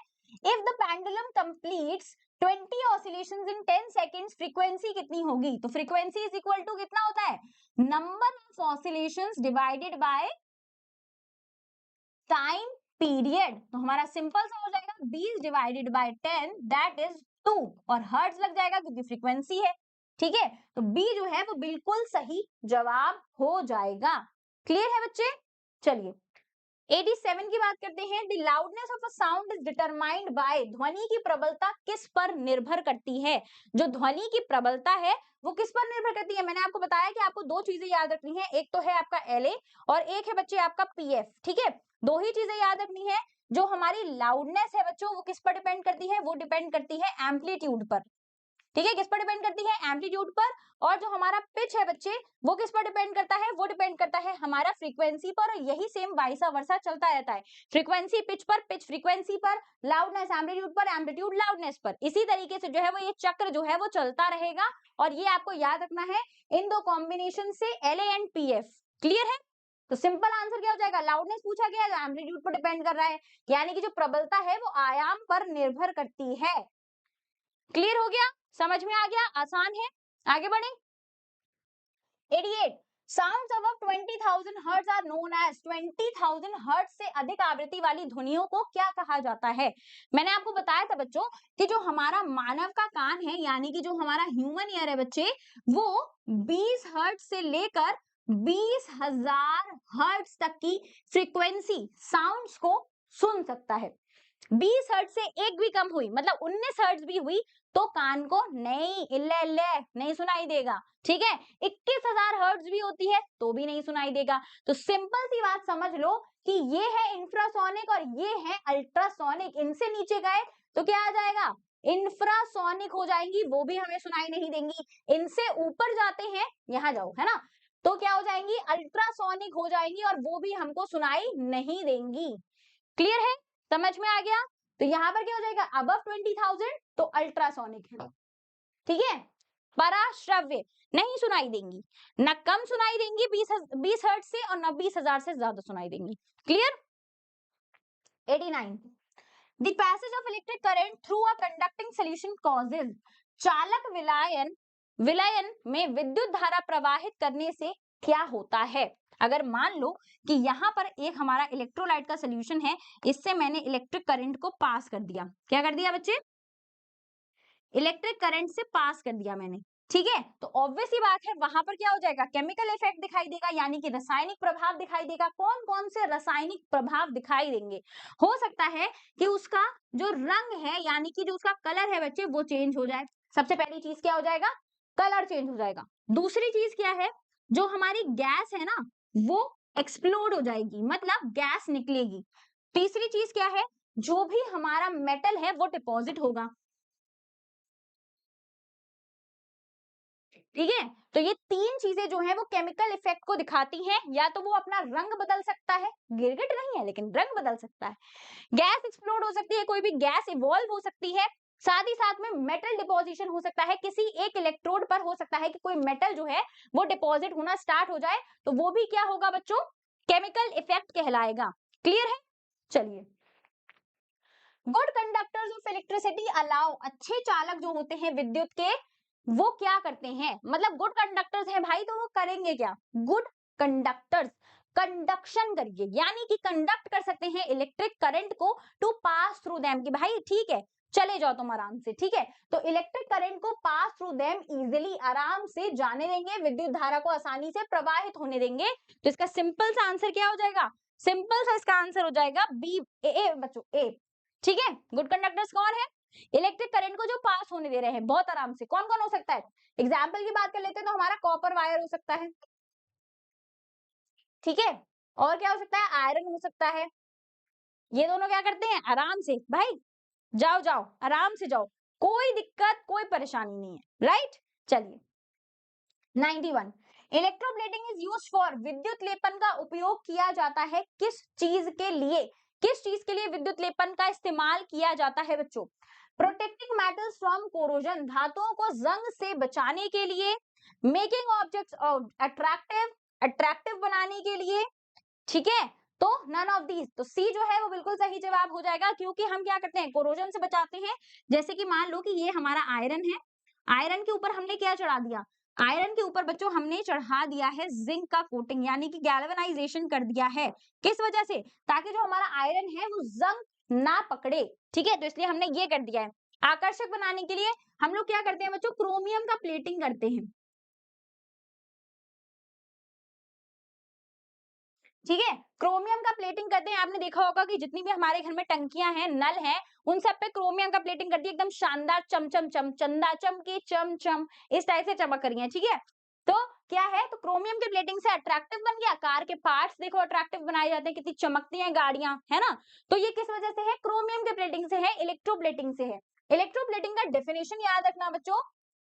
इलेक्ट्रोप्लेटिंग का डेफिनेशन है deposition of one metal over another metal using electricity। ठीक है? बिजली की मदद से क्या करना है? बताओ, विद्युत की मदद से एक धातु पर दूसरे धातु की परत चढ़ानी है, उसको हम बोलते हैं विद्युत लेपन। क्लियर है? आगे बढ़े। 92, इलेक्ट्रोप्लेटिंग में object to be electroplated is made of, विद्युत लेपन में जिस वस्तु पर परत चढ़ाई जाती है उसे क्या बनाया जाता है? एनोड, कैथोड, न्यूट्रल या फिर इंसुलेटर? क्या होना चाहिए इसका आंसर? फटाफट से बता दो। 92 का आंसर आपके अकॉर्डिंग क्या होगा? ओके, तो वो क्या हो जाएगा? वो हो जाएगा हमारा कैथोड, यानी कि निगेटिव इलेक्ट्रोड, ऋणात्मक इलेक्ट्रोड। ठीक है बच्चे। 93, lightning is caused by the accumulation of, बिजली चमकने का कारण क्या है? Electric discharge of clouds. क्या होता है बच्चे? ये हमारे क्लाउड्स हैं, ठीक है। तो क्लाउड्स में ऊपर की साइड पॉजिटिव चार्जेस हमारे प्रेजेंट रहते हैं, ठीक है, और नीचे की साइड जो है वो नेगेटिव चार्जेस प्रेजेंट होते हैं। लेकिन एक टाइम ऐसा आता है कि ये दोनों इतने ज्यादा बढ़ जाते हैं कि ये अक्यूमुलेशन कर जाते हैं और आपस में साथ में घुस जाते हैं। और इससे क्या होता है? जब ये स्टैटिक इलेक्ट्रिसिटी को प्रोड्यूस करते हैं तब क्या होता है बच्चे? हमारी लाइटनिंग प्रोड्यूस होती है। ठीक है, तो बी जो है वो बिल्कुल सही जवाब हो जाएगा। 94, a lightning conductor is made up of, तड़ित चालक किससे बनाया जाता है? बिल्कुल आसान सा क्वेश्चन। तड़ित चालक किस चीज के लिए? ये हमारी बिल्डिंग है, ठीक है। इस बिल्डिंग के ऊपर ये एक लाइटनिंग कंडक्टर फिक्स है और इसके साथ ये तार जो है वो कहां पर गया हुआ है बच्चे? ग्राउंड में गया हुआ है, ठीक है। ये जो है हमारा वायर है जिससे एक्सेस ऑफ चार्ज जो है वो कहां चला जाएगा? अर्थिंग के फॉर्म में चला जाएगा। तो ये किससे बना होना चाहिए? मेटल से बना हुआ होना चाहिए। 95, during thunderstorm you should not, आंधी तूफान के दौरान आपको क्या नहीं करना चाहिए? बताओ। Stay inside a building, take shelter under a tree, avoid water bodies, crouch low if in open field. क्या होना चाहिए 95 का आंसर? फटाफट से बता दीजिए। 95 का आंसर क्या होना चाहिए? आपको क्या करना चाहिए? You should not take shelter under a tree, पेड़ के नीचे शरण नहीं लेना चाहिए, हो सकता है कि पेड़ आप पर गिर जाए। बिल्डिंग के इनसाइड हो, बिल्कुल सही है। वाटर बॉडीज को अवॉइड करना चाहिए। क्राउच डाउन, अगर आप ओपन फील्ड में हो तो फ्लैट लेट जाओ, सिंपल, ठीक है। एकदम बढ़िया तरीके से क्या कर दो? दंडवत प्रणाम कर दो और लेट जाओ, ठीक है, और कुछ नहीं करना। 96, the point of earthquake, earth surface directly above the focus of an earthquake is known as, मैंने आपको बताया था कि ये है हमारी अर्थ और ये है बच्चे हमारा फोकस का पॉइंट। फोकस के पॉइंट से जस्ट अबव जो हमारा पॉइंट होता है उसको क्या बोला जाता है? इन्होंने ये पूछा है, ठीक है। Directly above the focus of an earthquake is known as, फटाफट से बता दीजिए कमेंट सेक्शन में। बहुत आसान क्वेश्चन है और काफी बार जेएनवी में पूछा गया है। क्या होना चाहिए इसका आंसर? फोकस के जस्ट अबव क्या होगा? AP centre. क्या होगा बच्चों? ए हो जाएगा इसका सही आंसर। उपकेंद्र, ये क्या है? ये है बच्चे हमारा केंद्र, ठीक है। केंद्र के ऊपर क्या हो जाएगा? उपकेंद्र हो जाएगा यार, और क्या हो सकता है मैम, है ना। तो ये क्या है? ये है हमारा epicentre. Clear. 97, according to the law of reflection the angle of incidence is, परावर्तन के नियम के अनुसार आपतन कोण कैसा होगा? देखो ये है हमारा प्लेन मिरर और ये है हमारी एंगल ऑफ इंसिडेंस, ये है हमारा नॉर्मल, ठीक है। और ये क्या है बच्चे? ये है हमारा एंगल ऑफ रिफ्लेक्शन, ठीक है। तो ये है हमारा एंगल ऑफ इंसिडेंस और ये है हमारा एंगल ऑफ रिफ्लेक्शन, ठीक है। तो angle of incidence is equal to angle of reflection. तो सिंपल आंसर हो जाएगा equal to the angle of reflection, यानी कि सी जो है वो बिल्कुल सही जवाब होगा। आगे बढ़े। 98, if a light ray strikes a plane mirror at an angle of 30 degree to the normal, the angle of reflection will be, देखो प्लेन मिरर से टकरा रही है, एंगल बना रही है नॉर्मल के साथ, यानी कि ये क्या कौन सा एंगल हो गया? ये है, इसके साथ एक एंगल बना रही है, यानी कि एंगल ऑफ इंसिडेंस बनाया है इसने कितना? बताओ 30 डिग्री का। तो एंगल ऑफ रिफ्लेक्शन भी कितना हो जाएगा? एंगल ऑफ रिफ्लेक्शन भी हो जाएगा 30 डिग्री, क्योंकि हमारा फर्स्ट नियम कहता है angle of incidence is equal to angle of reflection, ठीक है। परावर्तन का पहला नियम क्या कह रहा है? आपतन कोण जो है वो परावर्तन कोण के बराबर होना चाहिए। 99, visually impaired persons can read and right using Braille system, आसान है क्योंकि यहाँ पर क्या है बच्चे? रेज डॉट्स पाए जाते हैं और रेज डॉट्स पाए जा रहे हैं तो हम जो दृष्टिबाधित लोग हैं वो टच करके उसको काम कर सकते हैं। Last, a kaleidoscope works on the principle of, तुम लोग फटाफट से कमेंट सेक्शन में आंसर दो, तब तक मैं तुम्हारे लिए कैलेडोस्कोप बनाती हूँ, ठीक है। देखो 3 मिरर्स होते हैं हमारे कैलेडोस्कोप में, ठीक है। कैलेडोस्कोप में 3 मिरर्स हैं। ये मिरर जो है बच्चे वो किसके ऊपर है, इसके ऊपर है एक हमारा सिलिंड्रिकल पाइप टाइप का स्ट्रक्चर, जहां से हम इसको देख सकते हैं। ये आई है, ये भी हमारी आई है। अब यहाँ पर बार बार रिफ्लेक्शन हो रहा है क्योंकि इसके अंदर क्या पड़े हुए हैं, डिफरेंट डिफरेंट कर्व्स पड़े हुए हैं, डिफरेंट डिफरेंट कलर्स के, जो बार बार घुमाने पर क्या दिखाते हैं, डिफरेंट डिफरेंट कलर्स की आकृतियां दिखाते हैं, ठीक है। तो यहाँ पर क्या आंसर हो जाएगा, यहाँ पर सिंपल आंसर हो जाएगा मल्टीपल रिफ्लेक्शन हो रहा है, क्योंकि बेसिकली यहाँ पर कितने मिरर्स हैं बच्चे, 3 मिरर्स हैं, जो कि 45 डिग्री के एंगल पर रखे हुए हैं। तो उनसे बार बार क्या हो रहा है, एक बार इधर टकरा रही है, फिर इधर टकरा रही है, फिर इधर टकरा रही है। तो बार बार जब हम सिलिंड्रिकल वेसल को घुमाते हैं तो हमें डिफरेंट टाइप के स्ट्रक्चर्स दिखते हैं। क्या हो रहा है, यहाँ पर हो रहा है हमारा मल्टीपल रिफ्लेक्शन, और हमें डिफरेंट इमेजेस दिख रही हैं। क्या दिख रही है बच्चों, डिफरेंट इमेजेस दिखाई दे रही हैं। क्लियर हो गया। पेरिस्कोप में 2 मिरर्स होते हैं 45 डिग्री के एंगल पे। तो बच्चों ये थे आपके आज के 35 क्वेश्चन साइंस से रिलेटेड। आई होप आपको समझ में आए होंगे, कोई भी डाउट नहीं होगा। अगर कोई डाउट है तो फ्री डाउट सेक्शन देता है आपको वेदा एकेडमी की तरफ से, आप उसमें पूछ सकते हो। हम मिलेंगे आने वाले गेस्ट पेपर्स में, तब तक के लिए be safe and be healthy. Bye बच्चों एंड स्टे हाइड्रेटेड। अपना ध्यान रखना, ठीक है, बाय। हेलो स्टूडेंट्स, भाई आपका बहुत बहुत स्वागत है। देखिए अभी तक आपने अपना मैथ्स का साइंस का पोर्शन अच्छे से कर लिया और अब हम सॉल्व करने वाले हैं हमारा लैंग्वेज का पोर्शन, ठीक है। तो फटाक से शुरू करेंगे, ज्यादा समय नहीं लगाएंगे क्योंकि और भी काम है, तो जल्दी से देख लेते हैं लैंग्वेज का पोर्शन, जो कि आपका बिल्कुल स्टार्टिंग में ही रहता है ना। तो काफी लंबा हो गया ये, 47, 45, 44, और बाकी आप लोग अच्छे से तैयारी करते रहिए क्योंकि आपके एग्जाम में बहुत समय बचा नहीं है। दिसंबर खत्म हो चुका है, ऑलमोस्ट आप खत्म ही समझिए, ठीक है। तो आज हम दोनों लैंग्वेज करने वाले हैं, हिंदी एंड इंग्लिश। आप मेरे साथ दोनों लैंग्वेज करेंगे, हिंदी एंड इंग्लिश, ठीक है। चलो भाई, आ गया हमारा लैंग्वेज। यस, जिसमें आपके एक पैराग्राफ आता है जिसमें से 5 क्वेश्चन आपके पैराग्राफ से पूछे जाते हैं, और उसके अलावा आपके 10 क्वेश्चंस आते हैं ग्रामर पोर्शन से। तो सबसे पहले देखिए यहाँ पे मैं पैराग्राफ दिया हुआ है, तो हम अच्छे से पैराग्राफ पढ़ेंगे एंड क्वेश्चंस को सॉल्व करेंगे, ठीक है। चलो देखते हैं क्या है। भारत को जड़ी बूटियों का भंडार कहा जाता है। यहाँ की विधि, जलवायु और भौगोलिक परिस्थितियों अनेक औषधीय पौधों के विकास के लिए अनुकूल है।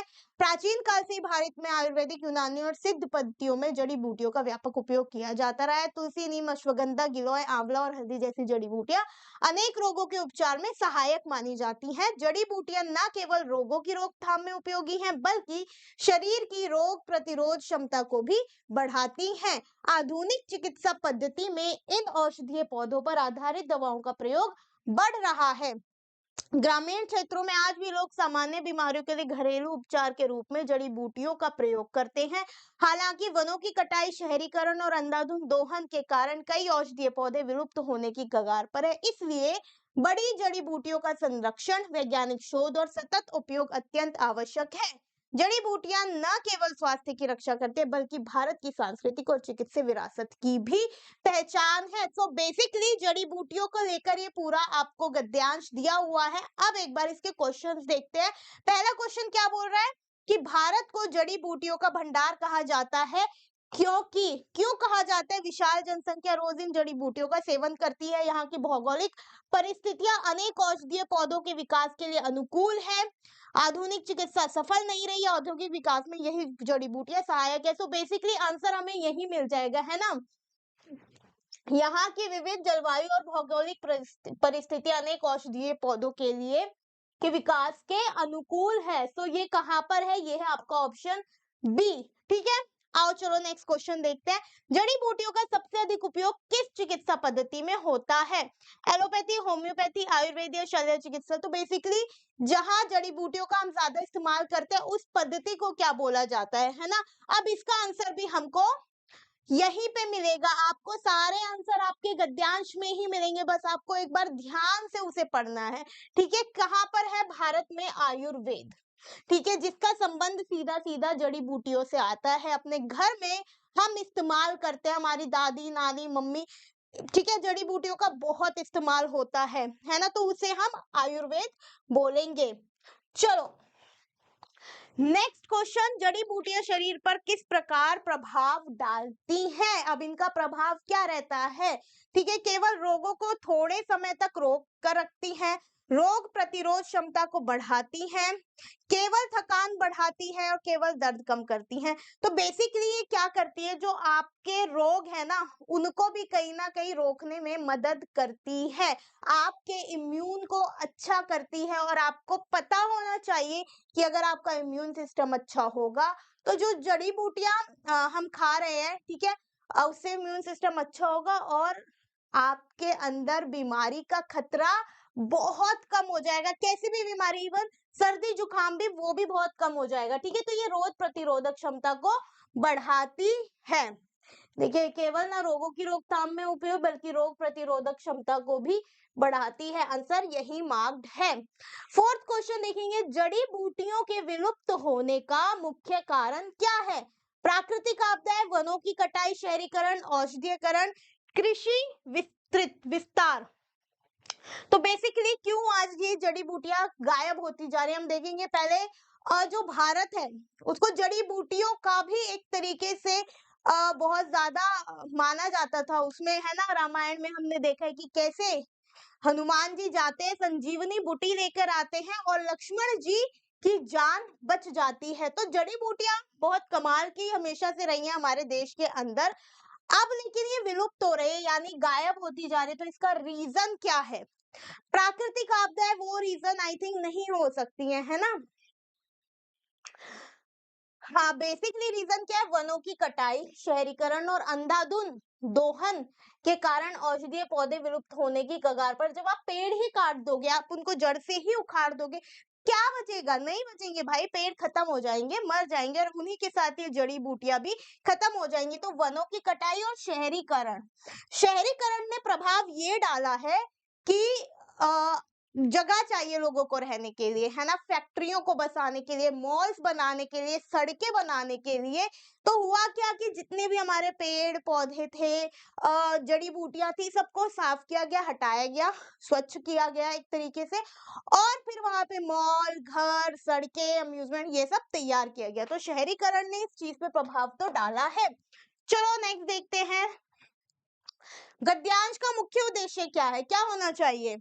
जड़ी बूटियों के महत्व और संरक्षण पर प्रकाश डालना, औद्योगिक दवाओं का प्रचार, जड़ी बूटियों की सूची देना या रोगों का विवरण देना। किस बारे में हमें ये गद्यांश ज्यादा बता रहा है, उसका कोर पकड़ना है हमें कि वो मेन चीज क्या है जो ये गद्यांश आपको बताना चाह रहा है, वो क्या है? जड़ी बूटियों के महत्व और संरक्षण पर प्रकाश डालना।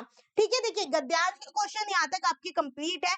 अब next जो आपका आने वाला है वो ये पूरा ग्रामर पोर्शन है, जो कि 6 से 15 क्वेश्चन आपके ग्रामर के होने वाले हैं। तो इसीलिए ग्रामर का पक्का होना, मतलब बहुत अच्छे से उसको पढ़ना इंपॉर्टेंट है दोस्तों। चलो, महत्व शब्द किस प्रकार की संज्ञा है? व्यक्ति, जाति, द्रव्य, भाव। देखिए, महत्व किसी व्यक्ति का नाम नहीं है, कोई जाति को नहीं दर्शा रहा, द्रव्य को भी नहीं बता रहा, सिंपल एक भाव को प्रकट कर रहा है कि you are important for me, है ना, आपने, तुम मेरे लिए महत्वपूर्ण हो, तुम मेरे लिए जरूरी हो। ठीक है, तो वो एक भाव को यहाँ पर दिखा रहा है। नेक्स्ट क्वेश्चन, विलुप्त शब्द का सही विलोम है? विलोम यानी उसका उल्टा। ठीक है, विलुप्त का मतलब क्या होता है? विलुप्त का मतलब क्या होता है? गायब होना। ठीक है, विलुप्त का मतलब होता है गायब होना, खो जाना, गुम जाना। वही इसका उल्टा क्या होगा? नष्ट, लुप्त, विद्यमान या समाप्त। ना तो देखिए वो नष्ट है, ना वो लुप्त है, ना समाप्त है। सही क्या है? विद्यमान, यानी उसका बना रहना। एक चीज अभी है और एक चीज गायब हो गई है तो ये इसका विपरीत यानी उल्टा हो जाएगा। बच्चों विलोम से, पर्याय से, मुहावरे से बहुत क्वेश्चंस आते हैं तो आपको बहुत अच्छे से उसकी प्रैक्टिस करनी है। 8th क्वेश्चन देखेंगे, संकोच शब्द का सही पर्यायवाची है यानी समान अर्थ है। क्या होगा? मृग, वृत, व्रत, हिचक या उपेक्षा। संकोच का मतलब मुझे थोड़ा सा संकोच हो रहा है आपसे बात करने में यानी मुझे थोड़ी सी हिचक हो रही है वो बात कुछ भी बात कहने से। त्रिफला में कौन सा समास है? समास भी इंपॉर्टेंट टॉपिक है आपके एग्जाम के लिए। अब देखिए त्रिफला में कौन सा होना चाहिए? द्वंद्व, कर्मधारय, तत्पुरुष या द्विगु समास। देखिए द्वंद्व समास होगा नहीं क्योंकि और का लोप है नहीं, कर्मधारय में नहीं होगा, तत्पुरुष भी नहीं होगा क्योंकि यहाँ पे किसी भी तरीके के कारक का भी इस्तेमाल नहीं है। शब्द क्या है? त्रिफला, है ना। अब त्रिफला में जो आपका ये त्रि है, त्रि का मतलब होता है तीन, त्रि का मतलब होता है तीन, और जहां पर भी आपको पद के स्टार्टिंग में किसी भी शब्द के शुरू में नंबर दिख जाए वो आपका क्या होता है? द्विगु समास यानी डी बिल्कुल सही आंसर हो जाएगा। Simple easy. चलो नेक्स्ट क्वेश्चन देखेंगे अब हम। तद्भव शब्द है, निम्न में से तद्भव शब्द है कृष्ण, अश्रु, आग, कर्तव्य। तद्भव और तत्सम भी जरूरी है, तद्भव और तत्सम। तब तत्सम शब्द का क्या मतलब होता है? वो शब्द जो संस्कृत के ही शब्द होते हैं और हिंदी में वैसे ही इस्तेमाल होते हैं। तद्भव क्या कि इन्हीं शब्दों को थोड़ा सा बदल के ट्विस्ट करके हिंदी लैंग्वेज में उनको यूज किया जाने लगा। कृष्ण, अश्रु, आग या कर्तव्य वो शब्द नहीं है, सॉरी, कृष्ण, अश्रु, कर्तव्य वो शब्द नहीं है। आग जिसका तत्सम रूप क्या होगा? अग्नि, है ना। अग्नि से आग शब्द बना है तो आप इस तरीके से इसको याद रख सकते हैं कि इससे ये शब्द बना है। तो जिससे शब्द बना है वो बनने वाला शब्द आपका तद्भव और जो आपका मूल शब्द है वो आपका तत्सम हो जाएगा। चलो 11 क्वेश्चन देखेंगे। विश्वास में निये प्रत्यय जोड़ने पर कौन सा शब्द बनेगा? प्रत्यय क्या दिया हुआ है? निये, और विश्वास क्या है आपका? मूल शब्द। विश्वास आपका मूल शब्द हो गया। विश्वसनीय, विश्वसनीय, विश्वसनीय, वरिश्वसनीय। ठीक है, क्या होना चाहिए? विश्वसनीय, विश्वसनीय। देखिए विश्व ये तो होगा नहीं, विश्वसनीय ये नहीं होता, इन दोनों में से कोई एक है और क्या होना चाहिए? विश्वसनीय होता है, विश्वसनीय होता है। तुम मेरे बहुत विश्वसनीय हो बोलेंगे, तुम मेरे बहुत विश्वसनीय हो, ऑब्वियसली विश्वसनीय होता है। यहाँ आ की मात्रा खत्म हो जाएगी जब वो प्रत्यय आपस में जुड़ जाएंगे। ठीक है, तो विश्वास और निय जोड़ के विश्वसनीय बनेगा, ना कि विश्वसनीय। तो ये गलत है, बी राइट है। नेक्स्ट क्वेश्चन, विद्वान शब्द का स्त्रीलिंग क्या होगा? बहुत ही आसान है, स्त्रीलिंग ये पुल्लिंग में है। ठीक है, ये पुल्लिंग शब्द है। अब आपको स्त्रीलिंग बताना है, क्या होगा? विद्वंती, विद्यामती, विद्वंती या विदुषी। जो राइट आंसर है वो आपका ए है, विदुषी। ठीक है, विद्वान का स्त्री में स्त्री को जो है वो विदुषी बोला जाता है। जो बहुत पढ़े लिखे बहुत ज्ञानवान लोग होते हैं उनके लिए शब्द इस्तेमाल होता है। कुसुम शब्द का पर्यायवाची शब्द नहीं है। 4 ऑप्शन है, इसमें से बोला गया कि कुसुम का वो पर्यायवाची नहीं है। कमल, पुष्प, सुमन या प्रसून। देखिए पर्यायवाची से भर के सवाल आते हैं।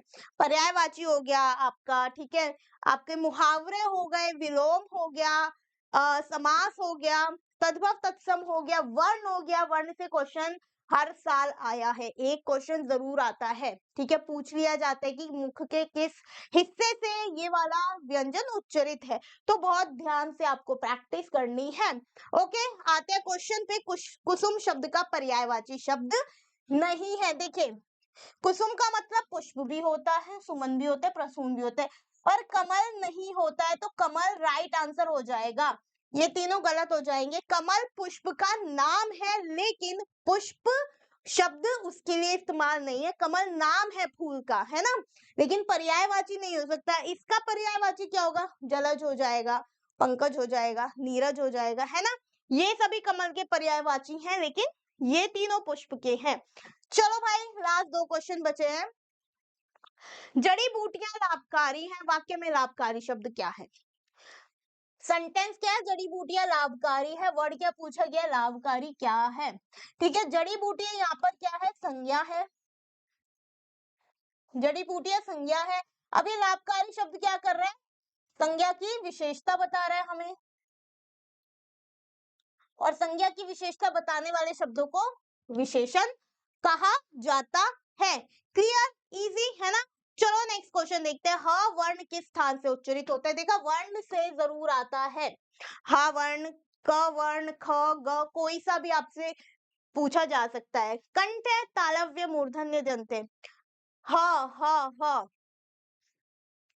कहाँ से होना चाहिए? बताइए बताइए बताइए। देखिए, दंत है नहीं, आप ह बोल के देखिए। ह हा हा हा, है ना? जब आप ह बोलेंगे तो आप महसूस करेंगे आपके गले पे एक प्रेशर भी पड़ रहा है। जैसे जब हम क ख ग बोलते हैं, ऐसे ही ह बोलने पे एक प्रेशर आप फील करेंगे। तो ये आपका कंठे हो जाएगा, यानी ऑप्शन ए। ठीक है, तालव्य मूर्धन्य इसलिए नहीं है क्योंकि ना आपकी जीभ रोल हो रही है, ना आपकी जीभ कहीं ऊपर तालू से टच हो रही है। ह बोलेंगे सीधा गले से आपके एक आवाज निकल रही है, तो ये राइट हो जाएगा। चलिए अब हम करेंगे आपका इंग्लिश का पोर्शन, और उससे पहले हमारे मॉडल पेपर्स है जो आपके लिए बहुत काम के हो सकते हैं। क्यों हो सकते हैं? क्योंकि बच्चों ये बिल्कुल आते हैं आपके एग्जाम के पेपर की तरह, और जब आप इसे प्रैक्टिस करोगे ना तो एग्जामिनेशन हॉल में पता है आपको लगेगा ही नहीं कि यार मैं पहली बार पेपर दे रहा हूँ, क्योंकि आप ऑलरेडी इतनी बार उसकी प्रैक्टिस कर चुके हैं।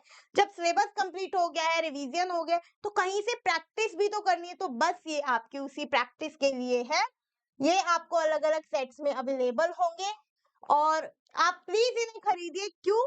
क्योंकि आपका सपना पूरा होगा, और उसके लिए प्रैक्टिस बहुत इंपॉर्टेंट है, और प्रैक्टिस के लिए मॉडल पेपर से बेटर कुछ भी नहीं है। ठीक है, 28 दिसंबर को आपका जेएनवी होने वाला है 2 बजे। 2 बजे बिल्कुल भी ना भूले अटेम्प्ट करना। आते हैं अब इंग्लिश की तरफ। ठीक है, यहाँ पे भी आपको पैसेज दिया गया है जिससे आपको क्वेश्चंस दिए हैं 16, 17, 18। आपके 3 जो क्वेश्चन है वो इस पैसेज से बनेंगे। एक बार पैसेज देख लेते हैं। Traditional Indian textile represent century of artistic heritage and craftsmanship from the intricate embroidery of Kashmir to the vibrant idea of Rajasthan. Each region has developed distinctive techniques. Weavers use natural dyes extract from plant, minerals, insects and create rich color. के किस तरीके से जो ये viewers है हमारे, जो धागे बनाते हैं, जो वीविंग करते हैं, कैसे वो प्लांट से, मिनरल से और इंसेक्ट से कलर्स को बनाते हैं। प्लांट के जो नेचुरल कलर्स होते हैं, ठीक है, आज से बहुत समय पहले, 500 साल पहले, 1000 साल पहले भी इन्हीं रंगों का प्रयोग किया जाता था। These textiles are not merely decorative, they carry cultural significance and tell story of the community that create them. More modern designs are increasingly incorporate these design pattern into contemporary fashion, क्योंकि पुराना fashion बोल दिया जाता है ना कि ये तो पुराना है, पहनते हो तुम कपड़े, कैसे कपड़े पहनते हो, नया अलग है, मॉडर्न अलग है। लेकिन जो हमारा पुराना डिजाइन है वो हमारी कल्चर को दिखाते हैं, हमारी हेरिटेज को दिखाते हैं कि हम कितने ज्यादा कलाकार थे हर चीज में। हर चीज में, चाहे वो कपड़े से लेके हो, चाहे वो घर बनाना हो, खाना बनाना हो, ठीक है, पढ़ाई हो, देश संभालना हो, हर चीज में हम लोग बहुत ज्यादा एडवांस्ड थे। आज तो क्या ही आप मॉडर्न देख रहे हैं, उस टाइम के लोग हमसे कई ज्यादा मॉडर्न थे। आइए क्वेश्चन देखते हैं। What makes Indian textile culturally significant? They are expensive, they carry culture, story and heritage, they are only decorative, they are made quickly. क्या है उन टेक्सटाइल का सिग्निफिकेंस? ठीक है, क्या उनकी इंपॉर्टेंस है? ए, बी, सी या डी? जी, बिल्कुल। They carry cultural stories and heritage, हमारे हेरिटेज को, हमारी कहानियों को दिखाते हैं। What are natural dyes made from? कैसे बनती है? Only chemicals, plant, mineral, insects, only plastic, only paper, of course, plant, mineral and insects, है ना? इन्हीं की मदद से नेचुरल डाई बनाई जाती है, नेचुरल कलर बनाए जाते हैं। ठीक है, नेक्स्ट है आपका 16 to 18।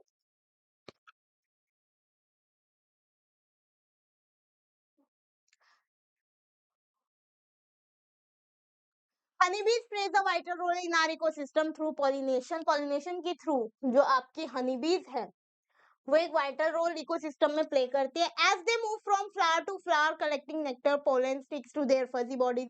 क्योंकि वो इधर से उधर घूमती रहती हैं तो जो उनके पैर हैं या उनकी जो यहाँ से एक पतली सी उस पे कहीं ना कहीं पोलन चिपक जाते हैं और फिर वो कहीं गिरा देते हैं, फिर वहां पे फूल खिल जाते हैं। तो इस तरीके से हनीबीज पूरे नेचर के लिए, पूरे इन्वायरमेंट के लिए बहुत ज्यादा इंपॉर्टेंट है। This process enables plants to reproduce and produce fruits and seeds. वही मैंने आपको बताया जी। तो ये आपका पूरा पैसेज है। आइए क्वेश्चन देखते हैं। How are traditional pattern being used today? कैसे they are being forgotten, they are being incomprehensible fashion. ठीक है, चलो इसका आंसर बी हो जाएगा। आइए नेक्स्ट देखते हैं answer the one choosing most approach. कहाँ पे सही ऑप्शन आएगा? Global temperature are rising at an alarming rate due to greenhouse gas emissions. Glaciers are dash rapidly causing sea level to rise. क्या होगा? Growing, melting, forming या फिर freezing. जो glaciers है वो rapidly cause sea level to rise.